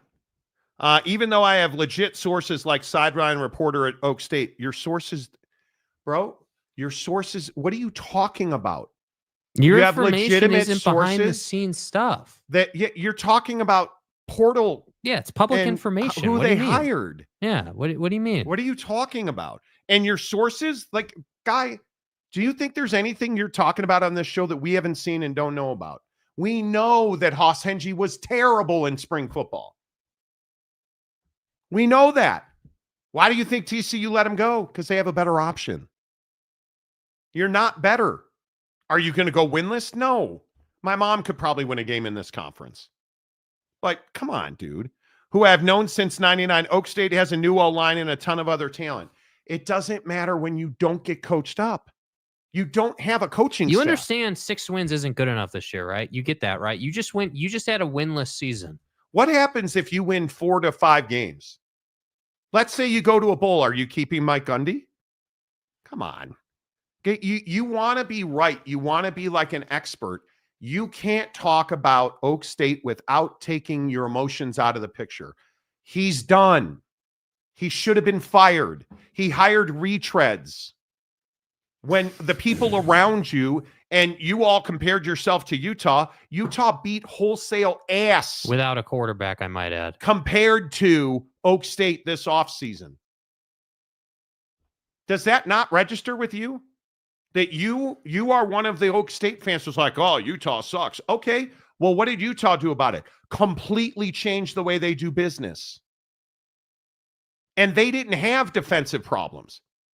So they fired their offensive staff, got rid of their longtime quarterback.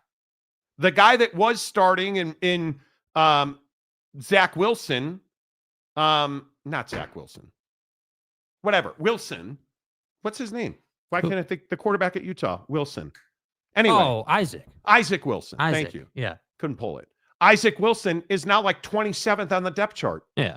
Because you went and got one of the most prolific quarterbacks in the country with his offensive coordinator to come and retool your offense. Yes. You hired it's not, you're not a victim, man. You're just, it is what it is.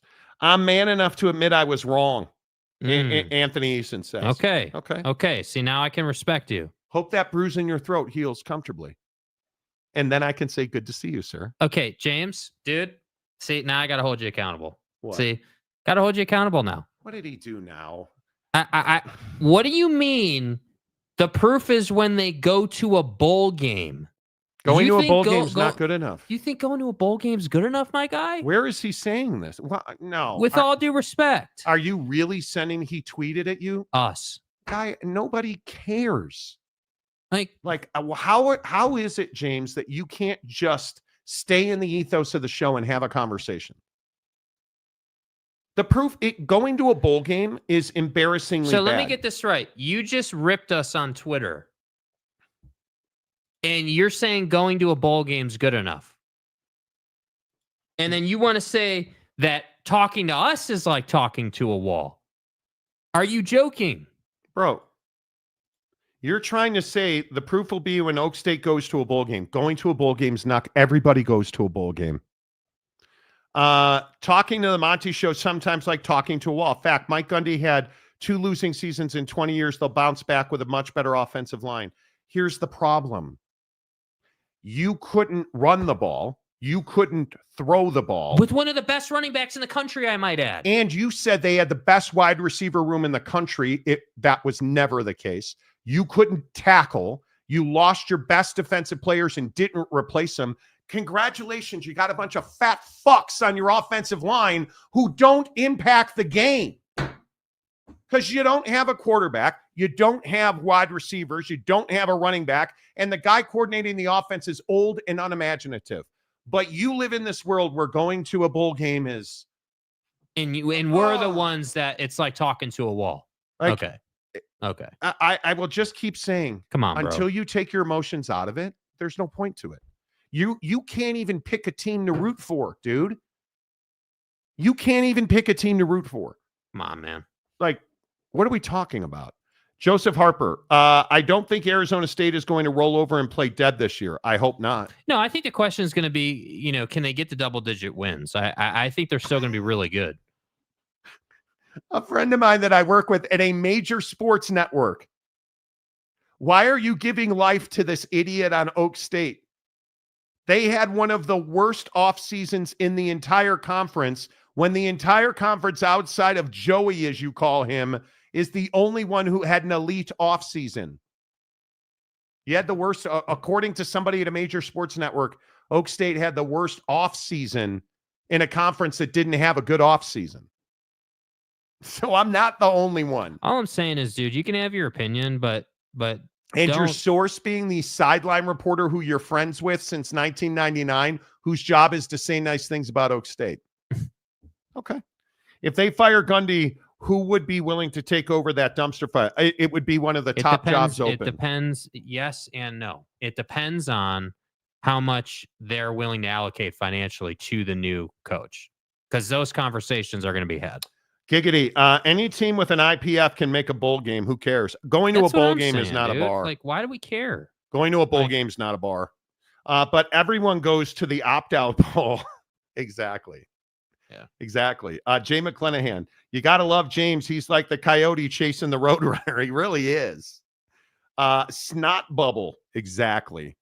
You'll be sorry when they're eating Pop-Tarts from a giant toaster in Lake. Man. I mean, look, the funny thing is, like, James clearly takes it personally. Oak State James takes it really personally that we won't say, oh man, James, that was a great point, because it's not a great point. Going to a bowl game is not like something to put a feather in your cap about. Oklahoma State is a massive disappointment in this league. His kid transferred out of the program. Mike Gundy, do you understand, like, at the very baseline, do you understand what it means to give your coach a pay cut? I don't care what you're doing with the money. When you give a guy, I'd have to find your comment. Or maybe it was in the tweet. Mike Gundy has had 2 losing seasons in 20. Then why'd you give him a pay cut? Why'd you cut his pay? A guy, a legend? He's been, maybe it's because he condoned DUIs with his running back and then didn't punish him or take him off the field. That could be. Oak State sets a 4th in their portal class in the Big 12 while Utah is 7th. Right, but okay, so let's review. So, and we've talked about this on the show already for those of you clearly like football guy who's new. Offensive lineman or a prolific quarterback, and you already have the best right tackle arguably in the entire country. Utah's already got a really solid offensive line. Those 5 guys are set. And you've already got wide receiver talent. You brought in one of the best offensive coordinators in the country, and he brought his quarterback with him. So you immediately fixed your quarterback situation with one of the best quarterbacks in the portal. And you're saying because they're 7th, look at the volume and look at the impact that they needed. Where did Utah need their impact? Quarterback and offensive coordinator. Is Utah's defense a question? No. No. Is Utah's offensive line a question? Nope. What were their questions? Their offensive scheme and their quarterback. And they've got both. So they didn't have to go out and completely remake an entire roster because they lost anything that was supposedly a quarterback. Oak State didn't have a quarterback. They didn't have a running back. They didn't have wide receivers. Their best wide receiver transferred. Their best defensive player and others transferred. You had to remake your entire depth chart. And then what I would like you to do, football guy, go compare what they did to what Texas Tech did. Go look at it. And look at the schools. Like if you look at the schools, right? If you just Google search Big 12 football portal ranking, okay? You just number 1, Texas Tech. Number 2, Colorado. Number 3, Houston. Number 4, West Virginia. Number 5, Oak State. Number 6, and I would point out, number 5, Oak State with 40 commits. Do you know how many people, you know how many players 40 is to bring in new? Utah 6, 21. Right? So you look at the league, So the number one class in the portal in the conference was Texas Tech with 21 commits. You had 40. Okay. Well, all of those at Texas Tech were 5 stars, right? No, they were 4 stars. Well, then all of them at Oak State were 5-star transfers, right? No, they had 0 5 stars. How many 4 stars did they have? It must have been all 4 stars then. If you're the 5th in the class, no, they had 1 4-star. Would it surprise you to know they had 38 3-star transfers? 38 3-star. So now you want to make the argument that Oak State, 38 3-star transfers. Okay, Utah had 2 4-star transfers and 18 3-star transfers. Texas Tech had 13 4-star transfers. Colorado had 4. Houston had 2. Right? So I'm just saying, you can sit here, BYU dead last in the transfer portal. Well, why is that? Because they have a ton of talent. They don't need it. So if we're going to sit here and just sit around and rip people, okay, that's cool, but at least know what you're talking about.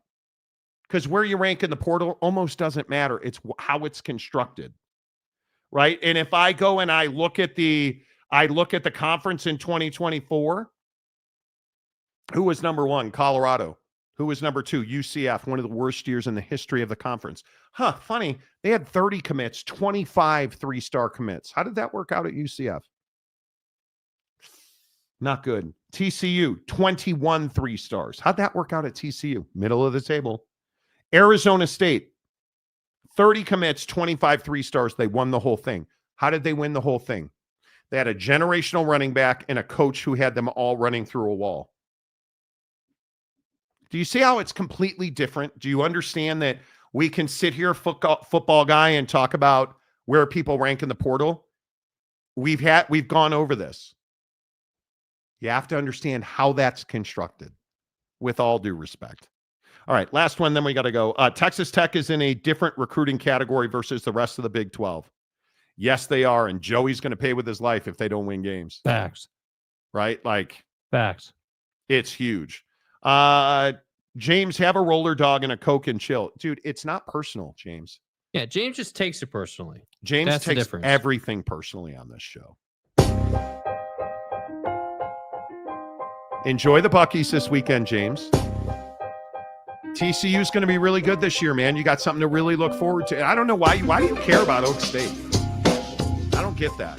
You're a TCU fan. I'm a bad person. I really admit that. We'll see you Tuesday on the Monty Show, as always, presented by The Advocates at theadvocates.com. Be safe this weekend. Please don't drink and drive. The Advocates remind you, be careful on the roads. Don't drink and drive if you get into an accident, 24/7, 365 every day this weekend. The Advocates are ready at theadvocates.com. Until Tuesday, say goodbye, Jake. Goodbye, Jake.